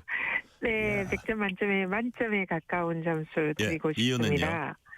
네, 일단 사실 그 내란 종식하고 정말 어려운 시기에 대통령으로 당선되셨고요. 네. 바로 직후부터 G7 또 유엔 총회 안보리 의장, APEC 모든 이 외교 활동을 정말 성공리에 마무리했고 역대급 성과를 냈습니다. 네. 그리고 이번에 G20 순방 경우에도 이 전 세계에서 남아공 정상 선언도 채택을 했고 자유무역이나 기후위기 대응에 가장 선도적으로 앞장을 섰고 전 세계에 대한민국이 이 다자무역의 중심 국가임을 확인하는 그런 외교였다 생각합니다. 그 외에도 국익에 부합하는 방산 관련된 또 협의라든지 또 AI, UAE에서 스타게이트 그 사업에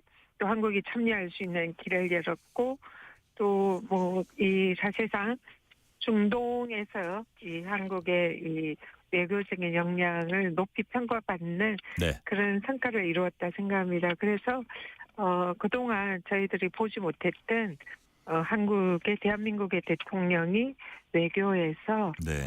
전 세계가 주목하는 큰 성과를 냈기 때문에 만점 드리겠습니다. 만점, 100점 만점에 100점 A2 플러스 이제 주셨고요.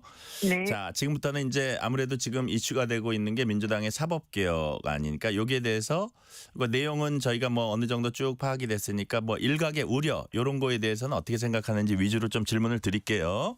네. 자, 이제 민주당이 이재명 대통령 귀국 이후에 내란 전담 재판부 본격 추진하겠다 이렇게 실제로 이제 전현희 최고위원님께서도 더 이상 미룰 수 없다고 하고 뭐 김병기 원내대표도 국민 명령이다 이런 표현도 썼습니다. 자, 이 부분 뭐 저 민주당은 추진을 하겠다고 했는데 이게 위헌 논란이 있습니다. 이게 법관을 이게 이제 법원이 아닌 외부에서 추천하는 것 자체가 이제 헌법 101조 1항 얘기를 많이 하잖아요. 그래서 이 부분은 문제가 없다고 보세요. 지금 논의되는 그리고 또 제출이 되어 있는 전담재판부 법안은 이 위헌 소지를 모두 없앤 합헌적인 법률입니다. 방금 앵커님께서 말씀하신 대로 외부에서 전담재판부를 구성하는 추천에 관여하는 게 이제 위헌 아니냐 이런 주장을 하는데요. 지금 현재 그 법원조직법에서 대법관들을 추천하는데 거기에 변혁도 있고요. 그리고 법무부 장관도 추천위원으로 들어 있습니다. 그래서 만약 이걸 전담재판부를 위헌이다 주장을 하려면 현재 법원조직법도 위헌이다 이렇게 해야 그게 논리가 맞는 거거든요. 근데 그 법을 위헌이라 하는 사람은 아무도 없습니다. 그래서 대법관도 외부 위원들이 추천을 하고 전담재판부도 외부 위원들이 추천하는 것은 아무런 위헌 소지가 없다 이런 말씀드리고요. 그리고 또 이제 재판 도중에 재판부를 바꾸는 게 위헌 아니냐, 무작위 배당 원칙에 어긋나는 거 아니냐, 뭐 이래서 그 주장이 있는데요. 그 부분도 아시다시피 재판 도중에 판사들이 임기가 종료돼서 다른 또 법원으로 전보가 되거나 이런 경우에는 판사들 중간에 많이 바뀝니다. 그렇기 때문에 중간에 판사들 바뀐다고 위헌이다라는 것은 맞지 않고요. 전담재판부라는 이런 제도가 없어서 이거 위헌이다 뭐 이랬는데 이미 이번에 우리가 하긴 했지만 뭐 이번 지기현 판사의 경우에는 식품의료전담재판부고 또 이진관 판사의 경우에는 또 부패 선거 전담재판부이고 그 외에도 가사전담, 특허전담 이런 전담재판부가 이미 법원에 있습니다. 그것을 법률로 규정한다고 해서 위헌이다라는 주장은 전혀 맞지 않는 주장이다라는 점 말씀드립니다. 네. 자, 이미 전담재판부라는 거는 시행되고 있는 제도다라는 이제 취지로 말씀하셨는데, 자, 근데 이 시점에 이제 내란 전담재판부를 구성하는 게 그 이거를 비판하는 쪽에서는 이런 또 의심을 갖고 있습니다. 무슨 얘기냐면 아무래도 재판 결과를 민주당이 원하는 바대로 하기 위해서 어떤 뭐 보이지 않는 어떤 영향을 끼쳐서 그런 재판 결과를 얻어내려는 거 아니냐. 그렇다면 뭐 이런 의심도 있는 상황인데, 그렇다면 특정 정파나 특정 어떤 그 영향에 좀 치우치지 않고 영향을 받지 않는 그런 장치를 마련할 수 있을까요? 네, 지적은 뭐 타당하다고 생각을 했고요. 저희들이 뭐 이런 재판에 우리에게 유리한 결과를 얻기 위해서 전담재판부를 이렇게 주장을 한다. 이거는 사실 맞지 않습니다. 실제로 지금 모든 것이 결과도 중요하지만 과정이나 절차도 중요하고 민주주의는 이 절차 민주주의도 굉장히 중요하거든요. 근데 지금 현재 지기현 재판부가 하고 있는 재판에 사실상 지연을 하고 있고 그리고 또 이 중차대한 재판을 마치 장난처럼 행사 레크레이션 또 그 사회자처럼 그렇게 하는 가벼운 모습을 보면서 국민들이 저런 재판부가 과연 이 사건을 제대로 판결을 할까 이런 의구심이 있고요. 이미 또 사상 초유의 내란 수계 윤석열을 석방 조치한 그런 사안에 대해서 국민적인 불신도 높습니다. 그리고 개인적인 비리 의혹도 있고요. 그렇기 때문에 이런 직영재판부에 이 사건의 재판을 맡기기는 어렵다. 결과가 어떻게 나오든지 거기에 대해서 과연 수긍을 어느 쪽이든지 하겠느냐 이런 우려가 있는 거고요. 그래서 네. 보다 공정하게 누가 보더라도 과정도 국민들의 신뢰를 얻을 수 있는 그런 재판부에 의해서 하는 것이 맞지 않느냐. 이런 게 이제 내란 전담 재판부를 논의가 시작된 점이다. 이렇게 봅니다. 네. 의원님, 민주당이 어제는 사법개혁안 이제 초안 공개했습니다. 핵심이 보니까 법원 행정처 폐지하고요. 비법관들이 대거 참여하는 사법행정위원회를 설치한다. 이게 이제 그 핵심인데 이것을 두고도 또 비판하는 쪽에서는 이거 역시 위헌 논란이 있는 거 아니냐, 위헌 소지가 있는 거 아니냐 하면서 외부의 어떤 추천이나 이런 걸로 구성된 사법행정위원회가 법관 인사권 예산 심의 의결하면 이게 또 뭐 헌법에 배치되는 거 아니냐 이런 주장도 합니다. 이런 주장은 또 어떻게 보세요? 네, 저희들이 이번 개혁안을 만들면서 가장 염두에 두고 중요하게 생각을 한 것은 위헌 소지가 없는 법을 만들자입니다. 네. 그렇기 때문에 헌법학자이신 임지봉 교수님께서도 위원으로 합류를 해서 계속적으로 이 위헌 여부에 대해서 학자의 견해 그리고 또 기존 헌재라든지 학설을 계속 살피고 네. 또 거기에 따라서 법을 준비를 했고요. 그리고 뭐 대부분이 또 저희들 법안을 준비하는 위원들이 법조인이라 이 위헌 소지는 가장 저희들이 없는 그런 방향으로 했다라는 말씀드리고요. 네. 이번 이 법안의 가장 핵심은 재판과 행정 업무의 분리입니다. 네. 법관이 재판 독립을 위해서 법관 양심에 따라서 재판을 할 수 있는 것은 최대한 보호를 하고요. 그렇기 때문에 이 사법권의 본질인 재판을 가장 그 독립성을 지켜주는 방향으로 법을 디자인을 했고요. 네. 그리고 사법 행정에 해당되는 예산이라든지 인사라든지 사법 내부의 이런 행정 전반에 관해서는 사실상 좀 이 대법원장이 이 모든 권한을 가지고 있는데 이 권한을 좀 더 분산하는 이런 이제 내용으로 만들었다 이렇게 말씀드리고요. 대법원장이 사실상 상식적으로 재판 업무에 충실을 해야지 인사나 예산이나 법원에 법관들 인사도 있지만 법관 공무원들이 15,000명 정도 되거든요. 네. 이런 예산조차 대법원장이 다 한다는 게 상식적으로 안 맞잖아요. 그렇기 때문에 이 대법원장에 집중되어 있는 독점되어 있는 제왕적인 대법원장제를 보다 권한을 분산시켜서 국민들을 위한 사법부로 만드는 데 중점을 두었다. 이렇게 보시면 될 것 같습니다. 의원님 말씀 들어보니까 크게 이제 두 가지로 요약이 되는데 핵심은 지금 그 재판과 행정 업무를 분리한다는 게 하나 있고 다른 한 축은 지나치게 집중되고 과도한 대법원장의 권한을 분산화해서 더 효율성을 기한다. 이렇게 제가 이해가 되거든요. 어저께 그 공청회인가요? 거기 법원행정처 심의관이 나와서 그 여성분이던데 이런 말을 하더라고요. 사법부 독립은 재판뿐 아니라 법원행정도 포함된 것이다. 사법행정위를 가동하게 되면 인사를 통해서 재판에 영향 미치려는 외부 시도를 차단하기 어렵다. 이런 말에 대해서는 어떻게 평가하세요? 네, 그 주장은 사실에 맞지 않고요. 네. 지금 사실 사법권의 독립의 핵심 본질은 재판의 독립입니다. 네. 그래서 재판의 독립은 내부로부터의 독립, 외부로부터의 독립이 있고요. 그래서 내부로부터의 독립은 대법원장의 이 재판에 영향을 미치는 이것을 차단하는 것이 내부로부터의 독립입니다. 근데 대법원장이 인사와 예산 권한을 모두 가지고 있기 때문에 이번 이재명 후보의 그 선거법 재판에서 보듯이 대법관들조차 대법원장이 사실상 영향을 미치면서 판결을 했다는 이런 것이 정황적으로 드러나고 지금 1년의 그 영장 기각이라든지 직위원 재판부라든지 현재 내란 관련 이런 재판들의 대법원장의 내부로부터의 입김이 있다라고 이렇게 저희들은 보고 있거든요. 그렇기 때문에 대법원장의 그 자신의 인사권이라든지 예산권을 가지고 내부의 판사들의 재판에 영향을 미치는 이것을 못하게 하는 게 굉장히 중요하고요.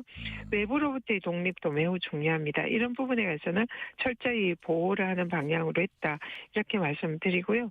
그리고 지금 이번에 이제 법관 추천위원회 뭐 이런 사법행정위원회 네네. 추천에 외부 인사들이 들어오는 것은 맞습니다. 네. 그러나 아까도 말씀드렸지만 대법관 추천위원회도 현재 외부 인사들이 와서 추천을 하거든요. 예. 법원조직법에. 근데 그걸 가지고 뭐 이 사법권 침해다 이런 얘기를 하지 않아요.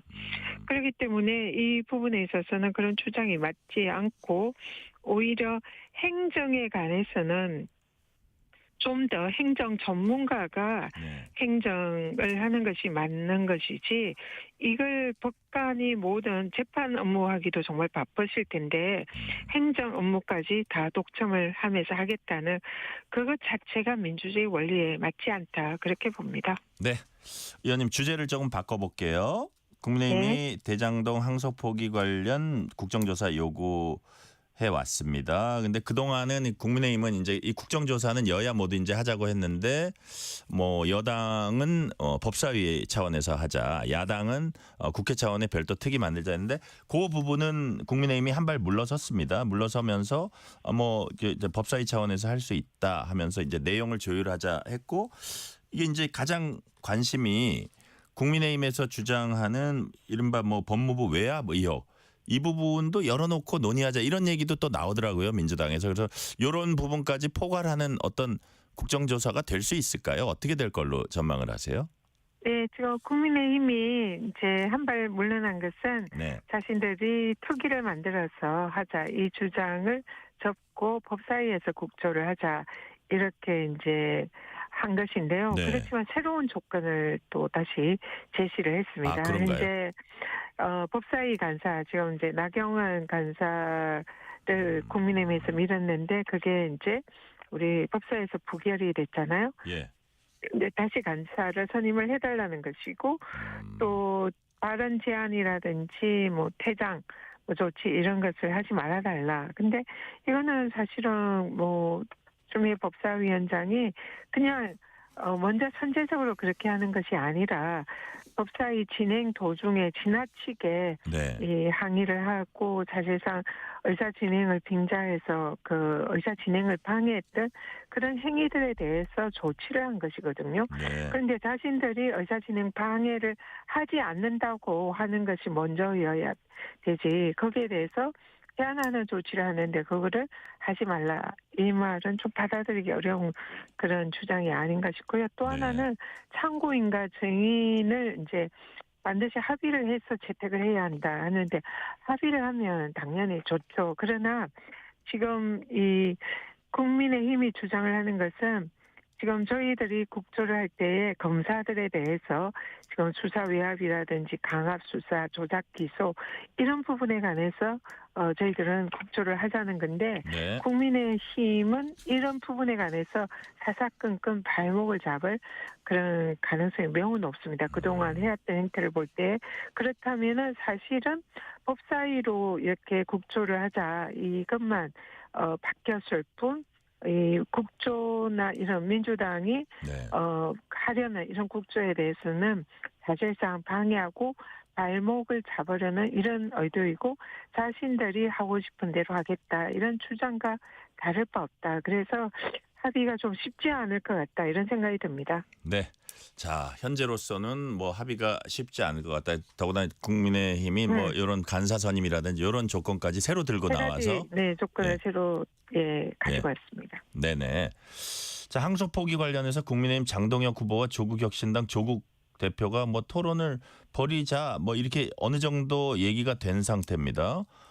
본래 제안자는 한동훈 전 대표였는데 이래저래 하다 보니까 이제 그렇게 됐고 장동혁 대표는 뭐 정청래 대표 오면 더 좋다 이런 식으로 얘기하고 있는데 요 항소 포기를 놓고 장동혁 조국의 토론 어떻게 보십니까?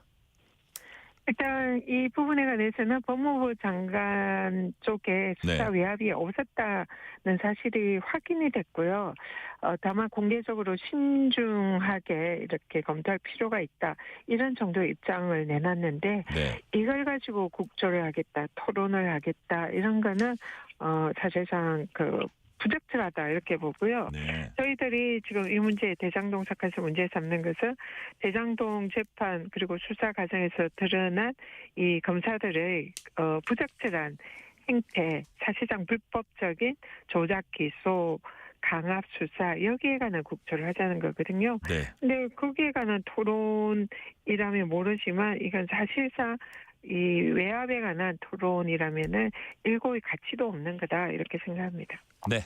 국민의힘이 장애투쟁을 이어가고 있습니다. 이에 정청래 민주당 대표는 국민의힘이 반성하지 않는다면서 위원정당 해산심판 대상에 올리겠다. 필요하다면 올리겠다. 이렇게 재차 언급을 했습니다. 자, 이런 발언은 어떻게 평가하세요? 정청래 대표의 스탠스는 어떻게 보십니까? 추경호 전 원내대표의 체포동의안 표결이 27일 본회의에 있습니다. 내일이네요. 네, 근데 이 표결이 가지는 의미가 매우 중요하고요. 그래서 국민의힘은 그동안 불체포 특권 이거는 포기하겠다. 이렇게 그동안 이제 많은 의원들이 포기 각서도 쓰고 이랬지 않습니까? 그런데 갑자기 이 사안에 대해서 체포동의안 표결에 참여치 않겠다. 뭐 이런 식으로 그게 좀 국민의힘 나오고. 지금 입장이죠? 그러니까 자신들의 기존의 불체포 특권 포기 그 주장을 뒤집는 거죠. 그만큼 국민의힘 내부에서는 이 사안을 매우 심각하게 보는 것 같습니다. 이 사실상 추경호 원내대표의 내란 동조 행태가 특검 수사에 의해서 드러나면 과거에 진보당이 기소된 이후에 위원정당 해산이 됐던 그런 사례가 있고 그것을 주도한 정당이 지금의 국민의힘이잖아요. 그렇기 때문에 지금 이 부분에 대해서는 국민의힘에서는 자기들이 위원정당 해산의 사유가 될 수 있다라는 것을 이미 인지하고 있다 이렇게 보고요. 이 부분에 대해서도 민주당의 경우에 특검에 의해서 그리고 이 사안이 추경호 원내대표의 그 내란 연루 협조 의혹이 사실로 밝혀진다면 당연히 이거는 위원정당 해산감이다 이렇게 보고 있고 거기에 대해서 경고 발언을 하고 있는 거다 이렇게 봅니다. 네. 자, 전현희 최고위원님이 위원장, 총괄위원장 맡고 있는 민주당 3대 특검 종합대응특위 오늘 기자회견했습니다. 오세훈 서울시장의 여론조사 대납 의혹에 대한 특검의 철저한 수사와 엄단을 촉구했습니다. 자, 오늘 이 기자회견 열어서 엄단, 철저한 수사 촉구하신 배경이 뭘까요? 그동안 특검이 굉장히 효능감 있게 수사를 잘 진행을 해왔다 이렇게 생각을 하는데요. 근데 이 명태균 게이트에 관해서는 사실상 좀 특검의 수사가 굉장히 미진하고 미적미적해 왔다 이렇게 생각합니다. 근데 이제 최근에 이 오세훈 시장의 이 명태균 게이트 관련해서 정치 이 여론조사 비용 배납 을 입증하는 여러 가지 증거들이 특검에 의해서 밝혀지고 있습니다. 그래서 이 부분에 관해서는 특검이 좀 더 강력히 수사를 해서 이 부분에 대한 철저한 그 진상 규명과 또 단호한 조치를 촉구를 했고요. 아울러 지금 명태균 게이트가 오세훈 시장뿐만 아니라 뭐 김건희, 윤석열의 공천 개입, 정치 자금, 또 위반법 의혹이라 또 국민의힘의 다수의 정치인들이 사실상 요 명태균 게이트에 연루된 공천 관련된 이 정치자금법 위반 의혹이 지금 계속 그동안 제시가 되어 왔습니다. 그런데 여기에 대해서도 사실 수사가 제대로 되지 않아서 이런 명태균 게이트에 대한 오세훈 시장을 비롯한 전반적인 수사와 진상 규명을 요구하는 그런 기자회견을 한 것입니다. 네네. 그 기자회견 중에 뭐 오세훈 시장이 거짓말로 이것저것 덮으려고 한다. 법의 엄정함을 보여줘야 한다. 이런 얘기도 나왔는데 어떤 거짓말을 하고 있다는 일단 겁니까? 윤태균 측의 여론조사 그 내용을 그동안 이제 오세훈 시장은 자기는 그런 거 모른다. 네. 마치 그 사안에 대해서 전혀 상관없다는 식의 주장을 해왔는데요. 특검 수사에 의해서 카톡으로 이런 여론조사 내용이 보내졌다. 이런 것이 지금 드러나지 않았습니까? 네네. 그랬더니 이번에는 이제 자기는 카톡을 안 본다. 뭐 이런 식으로 이제 사실상 오리발을 내밀고 있는 거죠. 그래서 이거는 뭐 나는 술을 마셨지만 음주운전 안 했다. 이런 거랑 거의 유사한 발뺌이 아닐까 이렇게 생각이 들고요. 그래서 이 부분에 대해서는 오세훈 시장이 좀 정확하게 그래도 현직 서울시장인데 그 책임감 있는 자세로 진실을 명백히 밝히고 만약 잘못이 있으면 법의 심판을 받아야 되지 않겠습니까? 근데 너무 계속적으로 모른다 관련 없다 뭐 이러는 게 좀 굉장히 부적절하고 또 시장으로서의 좀 자격이 없지 않나 이런 생각이 듭니다. 법에 대해서 떳떳하다면은 명백히 진상을 밝히고 수사를 제대로 받고 법의 심판을 받으셔야죠. 네. 내란 특검이 한덕수 전 총리에게 징역 15년 구형했습니다. 어떻게 평가하십니까?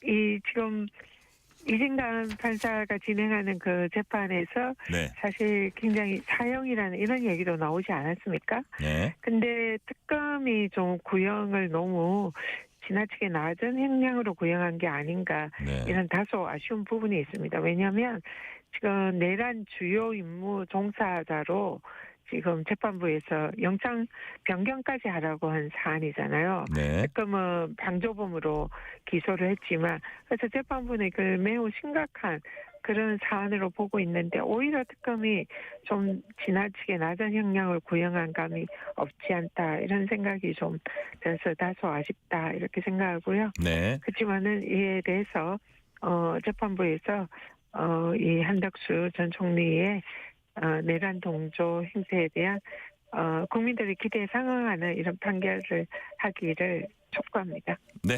지금 민주당 안에서만 보면 아무래도 가장 큰 당내 쟁점은 1인 1표제일 겁니다. 전현희 의원님 보시기에 지금 이 시점에 대의원과 권리당원 1인 1표제로 당원 당규 개정하는 거 찬성하시는지 그거 어떻게 평가하십니까? 네. 당원 주권주의를 구현하기 위해서 네. 대의원 제도를 없애고 당원들이 모두 1인 1표제로 가자. 이거는 이재명 당대표 시절부터 민주당이 계속적으로 당원들의 동의를 얻으면서 추구하는 그런 이제 핵심 내용입니다. 네네. 그래서 당원 주권주의를 저도 그 전당대회 때 공약으로 내걸었고요. 당연히 민주당이 또 대한민국을 선도하는 민주정당으로서 1인 1표제로 당원들의 표가 등가성을 가지게 하는 거 이거는 매우 필요한 조치다 이렇게 생각을 합니다. 네. 다만 이제 1인 1표제 당원 주권주의의 이제 개념과 함께 또 중요한 것은 민주당이 지역 정당이 아닌 전국 정당화다. 이것도 매우 중요한 이제 아젠다인데요. 네. 근데 전국 정당화를 하려면 지금 현재 취약 지역인 영남 지역에서 좀 더 이제 우리 민주당이 세력을 확보해야 되는데 아직은 상대적으로 이제 당세가 취약합니다. 그래서 사실은 그런 취약한 지역에 당원이 좀 숫자가 적은 것을 네. 보완하기 위한 제도로 그동안 대의원 제도가 있었는데요. 네. 이걸 이제 없애게 되면은 이 취약 지역의 당원들이 당내 의사결정에 소외가 되거나 그 약간은 소수자로 전락할 수 있는 이런 문제 때문에 네. 1인 1표제를 할 때 이 취약 지역에 대한 당원들에 대한 배려 이런 부분도 보완이 필요하다. 이것이 현재 쟁점이고요. 네. 물론 이번 그 당헌 당규 개정안에 이런 내용이 일부 담겨져 있습니다. 그러나 그것이 이제 아직 부족하다. 이런 당원들의 지적이 있고요. 그래서 이것에 대해서 좀 더 보완을 하기 위해서 한 일주일 정도 중앙위를 이제 연기를 했고요. 네. 그 과정에서 좀 충분한 보완이 있었으면 좋겠다. 그런 생각을 합니다. 네. 자, 뭐니 해도 이번 내년 지방선거의 가장 핵심 서울시장 선거라고 할 수 있습니다. 특히 당 최고위원이 내년 지방선거에 나서려면 사퇴 시한이 얼마 안 남았다고 해요. 다음 달 5일인가 제가 그렇게 기억을 하는데 그렇게 치면 열흘도 채 안 남았다 이렇게 볼 수 있어요. 자, 단도직입적으로 여쭤봅니다. 서울시장에 출마하십니까? 네, 다음 달 3일까지가 사태 3일이네요. 만기일이고요. 네, 일주일 후네요. 예. 네, 그리고 실제로 이제 많은 분들이 좀 출마를 해달라 이런 요청을 많이 받고 있는 것은 사실입니다. 고민을 네네. 하고 있는 것도 사실이고요. 특히나 이제 민주당이 서울시에서 승리를 하려면 상당히 이제 보수세가 강해진 서울의 지형을 고려할 때에 네. 이 민주당의 또 상대적으로 취약 지역인 강남 3구 지역에서 좀 더 표를 많이 가져올 수 있는 후보가 민주당의 후보로 나서야 된다 이런 네. 요청들이 많고요. 제가 또 강남권 그리고 또 지금 한강벨트의 핵심지인 성동에서 국회의원을 하고 있는 만큼 네. 이런 우리 당의 취약 지역에서 좀 더 표를 많이 가지고 올 수 있지 않느냐 이런 기대 때문에 이제 출마 요청을 많이 받고 있습니다. 그래서 책임감을 가지고 정말 진지하게 네. 고민을 하고 있고요. 조만간 결단을 해야 할 시점이 오는 것 같다 그런 생각이 듭니다. 네. 최종 결단은 남아있긴 하지만 자 미리 보는 출사표. 만약에 내가 서울시장이 되면 이런 시장이 되겠다. 한 말씀으로 하면 어떤 시장이 되시겠습니까? 이재명 대표 시절에 저랑 이제 대화를 많이 했었는데요. 네. 당시 대표님께서 행정의 본질은 민원 해결이다 이런 말씀을 하셨어요. 네. 그래서 저는 이제 민원 해결 주무부처인 국민권익위원장을 3년 했고요. 네. 전국을 다니면서 국민들의 눈물을 닦아주고 민원을 해결했던 그런 경험이 있습니다. 그래서 시민들의 눈물을 닦아주고 시민들이 아프지 않게 하고 시민들을 행복하게 하는 그런 서울시장 만약에 된다면은 그런 서울시장을 꿈꾸고 그런 행정을 하고 싶다 네. 이런 꿈을 가지고 있습니다. 네. 시민들 눈물 닦아주고 행복하게 해주는 시장이 되고 싶다는 그 말씀까지 오늘은 듣겠습니다. 지금까지 전현희 민주당 수석 최고위원이었습니다. 의원님 말씀 감사합니다. 네, 감사합니다. 편지 왔습니다. 퇴근길 지친 당신에게 힘이 되는 뉴스를 전해드립니다. 매일 저녁 당신과 함께 읽는 세상 이야기. KBS 1라디오 뉴스레터 K.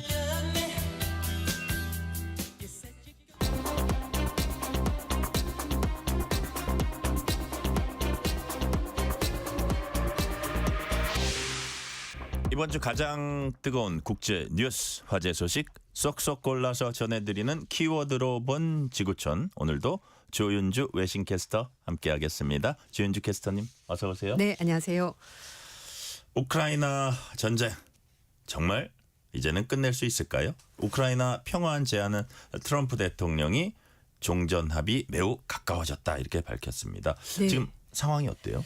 네, 이제 이게 23일부터 시작이 된 건데요. 네. 스위스 제네바에서 미국, 우크라이나, 유럽연합 대표들이 만나서 논의를 시작했습니다. 근데 이제 미국이 제안한 이 평화안이 28개 조항으로 구성이 되어 있는데 네. 러시아 쪽에 유리한 조항이 많기 때문에 회의 시작 전부터 제렌스키 대통령이 굉장히 좀 어렵다 이렇게 얘기를 했습니다.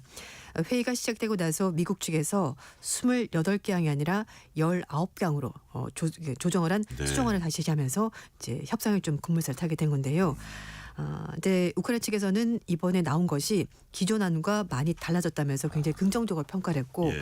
우크라이나도 좀 수용이 가능하다라는 얘기가 나오고 있습니다. 영국의 BBC가 수정안 평안이 다 공개된 건 아니지만 중요한 쟁점들이 몇 가지 있다라고 보도를 했는데요. 네. 일단 첫 번째는 영토 문제입니다. 우크라이나와 러시아가 접하는 지역이 돈바스 지역인데요. 네네. 원래 초안은 돈바스 전체를 러시아 쪽에 무상으로 넘긴다라고 돼 있었는데 이 부분이 이제 수정안에서 빠진 것으로 네. 보이고요. 또 전쟁 범죄에 대해서 러시아가 전쟁범 저질렀는데 이거는 사면해 준다고 원래 초안이 있었는데 이것도 아마 빠져있기 때문에 이런 부분이 바뀐 것으로 보이고 또 하나는 우크라이나 군대 규모를 원래 80만 명에서 60만 명으로 줄인다라고 초안에 있었는데요. 이걸 다시 80만 명으로 원상 복귀하기로 결정을 했습니다. 또 하나는 우크라이나의 나토 가입 문제인데 이거는 좀 논의가 좀 더 돼야 될 것으로 보이고요. 네. 일단 미국의 육군 장관인 댄 드리스컬이 배표단을 이끌었고요. 23일에 제네바에서 회동하고 나서 24일 날 아랍에미리트 아부다비에서 러시아 대표단과 만났기 때문에 아마 수정안도 전달한 것으로 보입니다. 그래요. 네. 아무래도 보니까 이제 러시아 반응이 중요해 보이는데 지금 네. 러시아하고 우크라이나 반응은 어떻습니까? 일단 우크라이나 쪽은 만족감을 표시를 하고 있습니다. 그 협상에 참여했었던 우크라이나 외무부 제1차관은 네. 몇몇 사안에 대해서 합의에 도달했고 영토 문제, 나토 문제 같은 것들은 일단 젤렌스키 대통령과 트럼프 대통령이 네. 단판을 짓도록 좀 따로 빼뒀다라고 얘기를 했습니다. 그리고 이제 사실 이게 두 정상이 언제 만나느냐 이게 좀 굉장히 중요할 것으로 보이는데요. 일단 젤렌스키 대통령은 미국을 가겠다라고 말을 했는데요. 트럼프 대통령이 만나는 게 중요한 것이 아니라 네. 이 수정안을 가지고 합의하는 것이 먼저다 이렇게 선을 좀 합의가 중요하다. 그렇습니다. 예. 이런 가운데 세르게이 라브로프 러시아 외무장관이 입장을 밝혔는데요. 25일날 기자회견에서 미국이 러시아와 합의한 이 초안에 대해서 이거는 좀 괜찮지만 바뀐 거는 좀 곤란한 뉘앙스를 얘기를 했습니다. 왜냐하면은 만약에 앵커리지에서 만났던 것과 같은 내용이 있다면 괜찮겠지만 그게 삭제됐거나 변화가 있다면 절대 안 된다라고 말해서 수정안을 러시아가 전격적으로 받아들일지는 좀 지켜봐야 될 것 같고요. 그래서 미국 쪽에서도 다시 한 번 더 특사를 보내기로 했습니다. 위드코프 미국 중동 특사 그리고 제레드 쿠시너 3위죠. 이 사람 두 사람이 러시아에 함께 가서 푸틴 대통령과 다음 주쯤에 만날 것이라고 트럼프 대통령이 말했습니다. 그래요. 자, 트럼프 대통령과 시진핑 중국 국가주석이 내년에 4차례 정도 만날 것 같다 이런 얘기가 있습니다. 네. 미중 정상이 이렇게까지 자주 만난 적이 있나 싶은데 이게 지난 경주 에이펙 계기 미중 정상회담을 네. 계기로 좀 분위기가 달라졌다 이런 얘기도 있어요. 네, 이제 그런 게 아무래도 있는 것 같습니다. 그래요? 예, 사실 그 전까지는 미국과 중국이 이 무역 전쟁 때문에 굉장히 날을 세우고 그러니까요. 공격하지 않았습니까? 근데 예. 에이펙 정상회담을 계기로 해서 분위기가 좀 달라진 것으로 보이는데요. 스콧 베센트 미 재무장관이 미국 언론과 인터뷰에서 네. 내년에 두 정상이 최대 4차례 정도까지 만날 수 있을 것으로 보인다라고 밝혔습니다. 일단 첫 번째는 트럼프 대통령이 중국을 먼저 한번 가고요. 예. 그리고 시 수석이 다시 미국을 한번 오고 그리고 나서 주요 20개국 정상회의가 미국에서 열리고요. 그리고 에이펙 회의가 중국에서 열립니다. 그래서 두 사람이 국빈 방문 한 번씩 하고 그리고 이제 이렇게 이제 국제회의에서 만나게 되면은 총 4번 만나는 것이 그렇군요. 가능하게 되는데요. 실제로 두 정상이 3번까지 만난 적이 있었습니다. 2017년 일기 행정부 때 4월 달에 한번 만났고요. 11월 달에 그리고 에이펙 회의에서 총 3번 만났으니까 아마 이기 정부 때 4번 만나는 것도 아주 불가능한 건 아닌 것 같습니다. 그래요. 네. 2017년 4월에 마라라거 리조트 그때 네. 제가 거기 취재를 갔었습니다. 맞습니다. 그때 만났습니다. 예. 그래서 베센트 장관도 미국과 중국이 늘 경쟁 관계가 맞긴 하지만 그래도 사실 이렇게 대화를 자주 하면은 미국 국민들에게도 그리고 세계 경제에도 좋지 않겠냐라고 입장을 밝혔습니다. 네.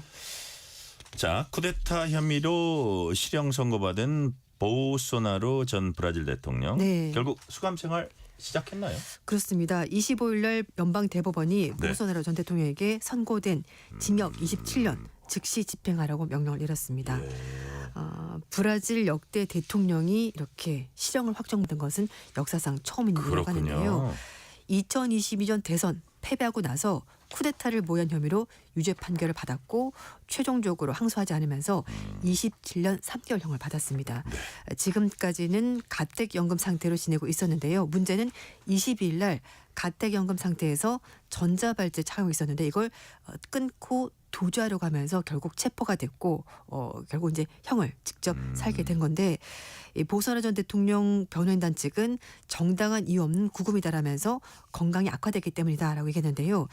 대법원이 확보한 영상을 보면 보우소나로 전 대통령이 전자발찌를 훼손하고 직접 이걸 인정하는 장면이 담겨져 있었는데 네.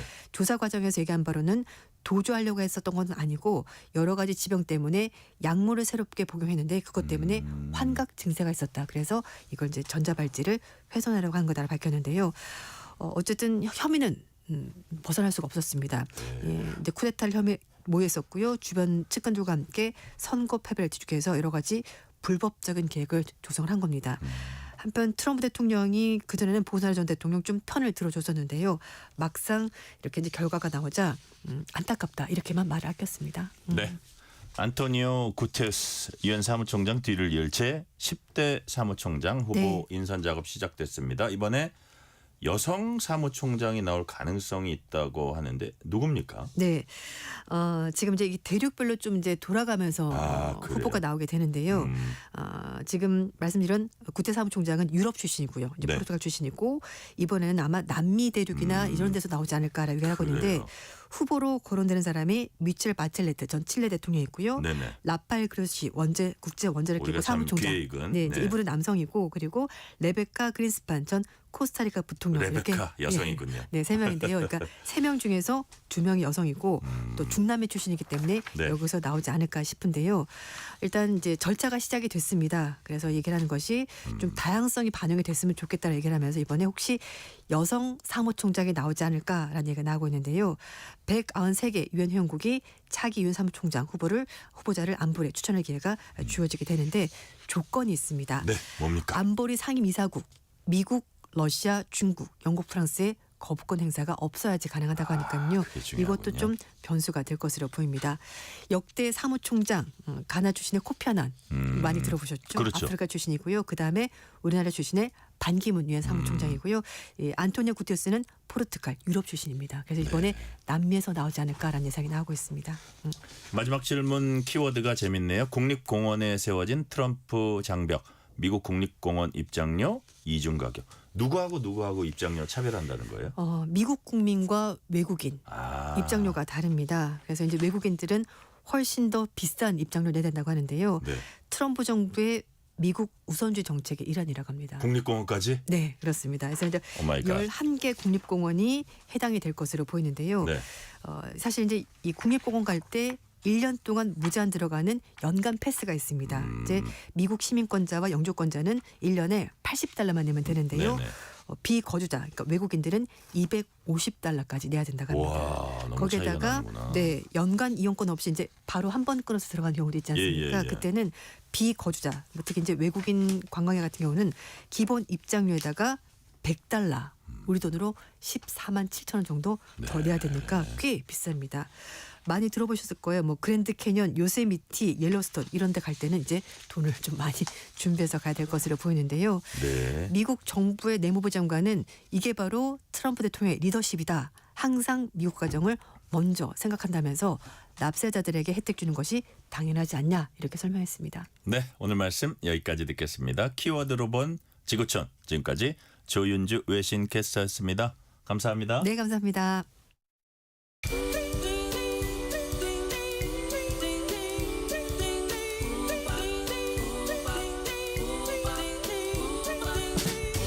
오늘 하루 뉴스를 정리해주는 다정한 편지 한 통.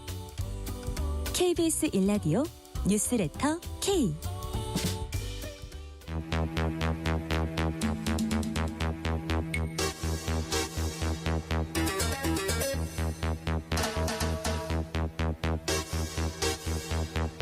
배상훈 프로파일러와 범죄 이면까지 알아보는 시간입니다.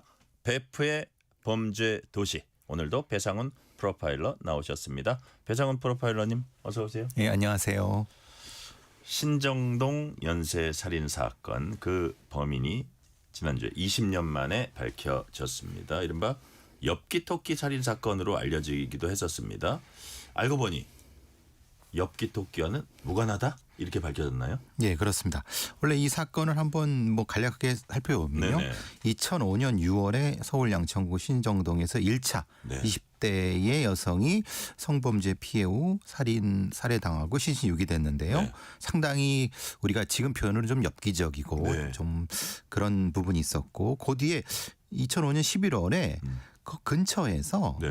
2차 사건 말하자면 40대 여성이 비슷한 방식으로 예. 살해 후 유기된 상태. 근데 그것은 이제 경찰이 열심히 수사를 했습니다. 네. 근데 범인을 못 잡고 2013년도에 미제 사건으로 전환이 됐고요.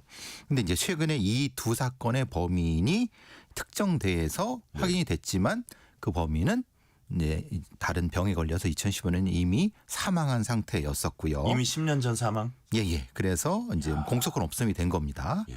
근데 그런데 이제 문제는 그 와중에 이 사건이 엽기토끼 연쇄살인 사건으로 알려진 것은 네. 그 2006년 5월쯤에 그 근처에서 이 어떤 여성이 납치 미수 사건을 당했는데 그걸 한참 뒤에 네. SBS의 유명한 그 탐사보도 프로그램에서 그것이 알고 싶다. 그렇죠. 예. 그 사건이 그 사건과 앞에 두 사건이 연결된 사건이다라고 방송을 하면서 그러니까 많은 국민의 관심을 갖게 되고 그래서 이제 그 네이밍이 엽기토끼 사건으로 이렇게 얘기된 거였죠. 근데 문제는 지금 수사를 해본 결과 그 범인은 그 2006년 5월쯤에는요. 구치소에 구금돼 있었습니다. 그러니까 그 똑같은 범행을 할 수는 없는 거였네요. 왜냐하면 그때는 강간치상 사건으로 구금된 상태이기 때문에 절대적으로 불가한 거죠. 그래요. 그래서 이게 이제 그래서 지금은 엽기토끼 사건은 하고 지금 신정동 1차 2차 사건은 무관한 걸로 이제 경찰에서 얘기하고 있습니다. 역시 이번에도 10년 전 사망한 그 당시 60대 남자를 범인으로 특정한 건 뭐 유전자 분석이었던 것 같은데 자 지금 말씀하신 이제 이 그 사건이 많이 알려지는데도 탐사 프로그램 역할이 컸고요. 당시에 배상훈 프로파일러님은 동일범이 아닐 가능성 높게 보셨습니다. 이유가 뭐였습니까? 그것 때문에 사실 전 욕을 많이 먹었죠. 그래요. 왜냐하면 그것에 대해서 정확한 이제 분석을 한 죄로. 아니 꼭 그런 건 아닌데, 근데 그런 면에서 저는 이제 사실 프로파일링을 하면서 케이스 링키지라고 해서 케이스와 케이지 사이 연결성을 볼 때 우리가 흔히 말하는 범죄 수법 MO하고 시그니처 이런 것들 다 따져봅니다. 근데 이제 소위 말하는 엽기토끼 사건은 범인이 둘이었고 그리고 이제 그 앞에 사건 둘은 단독범입니다. 그리고 그 이제 범행 장소라든가 아니면 수법 자체가 전혀 달랐는데 단지 장소가 근처라는 것 때문에 그리고 뭐 6개월 이것 때문에 그래서 이렇게 하면은 오류가 날 수 있다라고 하면서 저는 좀 다른 가능성을 얘기를 했었죠. 근데 결과적으로 그 탐사보도 프로그램 때문에 그 사건들에 대해서 1차, 2차 사건에는 환기가 됐고 여론이 환기돼서 그 뒤에 이제 서울경찰청에서 미제사건팀에서 본격적으로 수사를 하게 된 계기가 된 거니까 전혀 영향이 없었다고 볼 수는 없죠. 그러니까요. 역시 아주 중대 사건에 대한 언론이나 방송의 역할 이거를 한번 다시 깨닫게 되는 계기도 됐어요. 역할도 있었고 사실은 조금 잘못 짚은 것도 있고 두 가지가 다 혼재돼 있는 거죠. 그러니까요. 자, 경찰은 살인범은 저승까지 추적한다는 각오로 미제 사건 추적했다고 합니다. 우리가 이제 가장 역시 뭐 유명하다 그래야 되나요? 가장 정말 무섭고 오랫동안 펼쳐졌던 화성 연쇄살인 사건으로 불렸던 이춘재 사건이죠. 여기서 이제 DNA 분석 기술 발달 이게 해결의 실마리가 됐다고 이제 평가를 받는데 이번 사건에서는 어땠습니까? 예, 거의 같은 맥락입니다. 네네. 소위 말하는 증거를 보관해뒀기 때문에 이게 가능했던 겁니다. 말하자면 1차 사건과 2차 사건의 당시에는 DNA 분석 기술이 부족했음에도 불구하고 그 검체 자체는 보관해둔 겁니다. 말하자면 2차 사건의 노건이라든가 그런 걸 보관해두고 근데 그 뒤에 지금 DNA 기술은 1년이 다르게 굉장히 많이 발달하거든요. 예전에는 추출하지 못한 걸 추출할 수 있었고요. 그리고 화성 연쇄 사건이라고 불리는 그 사건도 역시 증거를 보관해뒀기 때문에 나중에 추출할 수 있었. 분석 기술이 이제 많이 발전하니까요. 이것도 역시 마찬가지였습니다. 즉 말하자면 2020년에 그러니까 정확히 2016년부터 재수사를 시작했는데 그때는 기술이 아직 부족했지만 꾸준히 하고 있다가 2020년도에 다시 이 증거물에서 유전자형 그러니까 1차와 2차 유전자형을 추출해내 갖고 밝혀지게 된 거죠. 그래서 이제 이때 수사진들은 진짜 맨 땅에 헤딩하듯이 했나 봅니다. 뭐냐면은 이게 참 뭐라고 하나 우리가 좀 표현도 무식한 방법이라고 해야 되나요? 양천구에 20만 그리고 그 근처에 남성 다 조사한 거예요? 그렇게 좁혀간 겁니다. 그리고 다행히 그 피해자의 동선 축선에 있는 어떤 이제 성범죄자 이 전과 이렇게 다 찾아가고 보니까 1,570명. 그 1,570명을 다 일일이 다 추적한 겁니다. 그래서 한 4, 5년 걸린 겁니다. 그래서 분명히 나타났는데 문제는 여기서 나타난 거는 처음에는 없었습니다. 왜냐하면 왜 없을까? 역으로 생각해 보니까 죽었을 수도 있겠다는 생각을 한 겁니다. 그럼 죽었으면은 분명히 이 나이가 젊은 상태에 죽었잖아요. 네네. 뭐 사실 60대지만 예. 그러면은 뭔가 병이 있을 거라는 추정을 한 거예요. 그럼 병이 있다고 하면은 어디를 다녔을 거 아닙니까? 예. 병원에. 그럼 병원에 혹시 뭔가 있을 거라는 생각을 해서 병원을 예. 병원을 일이 두셨습니다. 다행히 예. 이 사람이 암에 걸려 죽었습니다. 암에 걸리면 뭘 검사하죠? 조직 검사를. 조직 검사를 하죠. 조직 검사는 아시다시피 슬라이드 글라스에 조직을 놓고 이게 오랫동안 슬라이드에 보관을 해둡니다. 예. 근데 이거 보관에 의무는 없어요. 그런데 아주 다행히 보관돼 있어요. 있었습니다. 근데 커버 글라스는 떨어졌는데 슬라이드 글라스에 일부 남았던 거예요. 그것도 참 1,000원입니다. 그걸 확인해서 DNA 분석하니까 매치가 됩니다. 그렇군요. 이게 운명이라고 해야 되나요? 운이라고 해야 되나요? 둘 다 들어간 것 같습니다. 그러니까 이 범인은 잡힐 운명이었다고 표현하면 너무한가요? 정의는 실현된 겁니다. 정의 실현됐고 네. 잡힐 운명이었고 아까 이제 뭐 살인범 저승까지 추적한다 했는데 그게 진짜 그 뜻입니다. 범인은 지옥까지 쫓아간다. 예. 이게 좀 약간 가슴이 먹먹해지고 자 그리고 또 우리가 안타까운 게 해결되지 않는 미제 사건이 있습니다. 대표적인 미제 사건. 우리 프로파일러님 특별히 기억에 남으시는 미제 사건 어떤 게 있을까요? 저는 이제 제가 뭐 관여하고 아니면 제가 수사했던 것들이 네네. 나죠. 성북 경찰서 관할에서 주로 이제 성범죄 당원에 살해당한 네네. 사건 몇 건이 있는데 뭐 구체적인 말씀은 안 드리겠지만은 이런 겁니다. 범인을 추정을 했는데 네. 문제는 그 범인이라고 다가갔는데 그 검체에 접근하는 방법이 증거력이 사라지는 겁니다. 그러니까 이런 거죠. 저 사람이 분명히 범인인데 유죄 입증을 할 수 없는 상황이 네. 사실 되게 갑갑합니다. 그게 이제 보통 일반적인 개구리 소년 사건 같은 경우는 사실은 네. 범인을 못 잡아서 답답하고 한스러운데 그렇죠.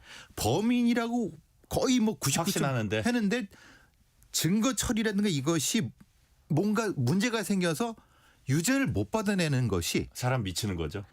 저희 같은 수사관들이나 CSI들이 더 통탄하는 겁니다. 그래요. 그래서 어떤 정확한 검체 처리 아니면 체인 오브 커스터디 증거 무결성 그리고 정확한 이런 증거 처리가 얼마나 중요한지가 그러니까 그걸 정확한 증거 처리. 그렇죠.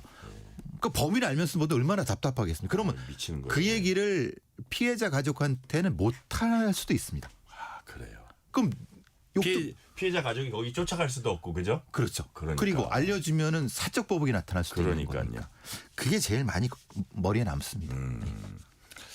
자 수사 기술이 많이 발전했는데도 미제 사건이 여전히 남는 거는 지금 아까 말씀을 듣고 보니까 기술이 발전해도 그런 엄청난 노력이 병행 안 되면 사실 잡을 수가 없겠어요.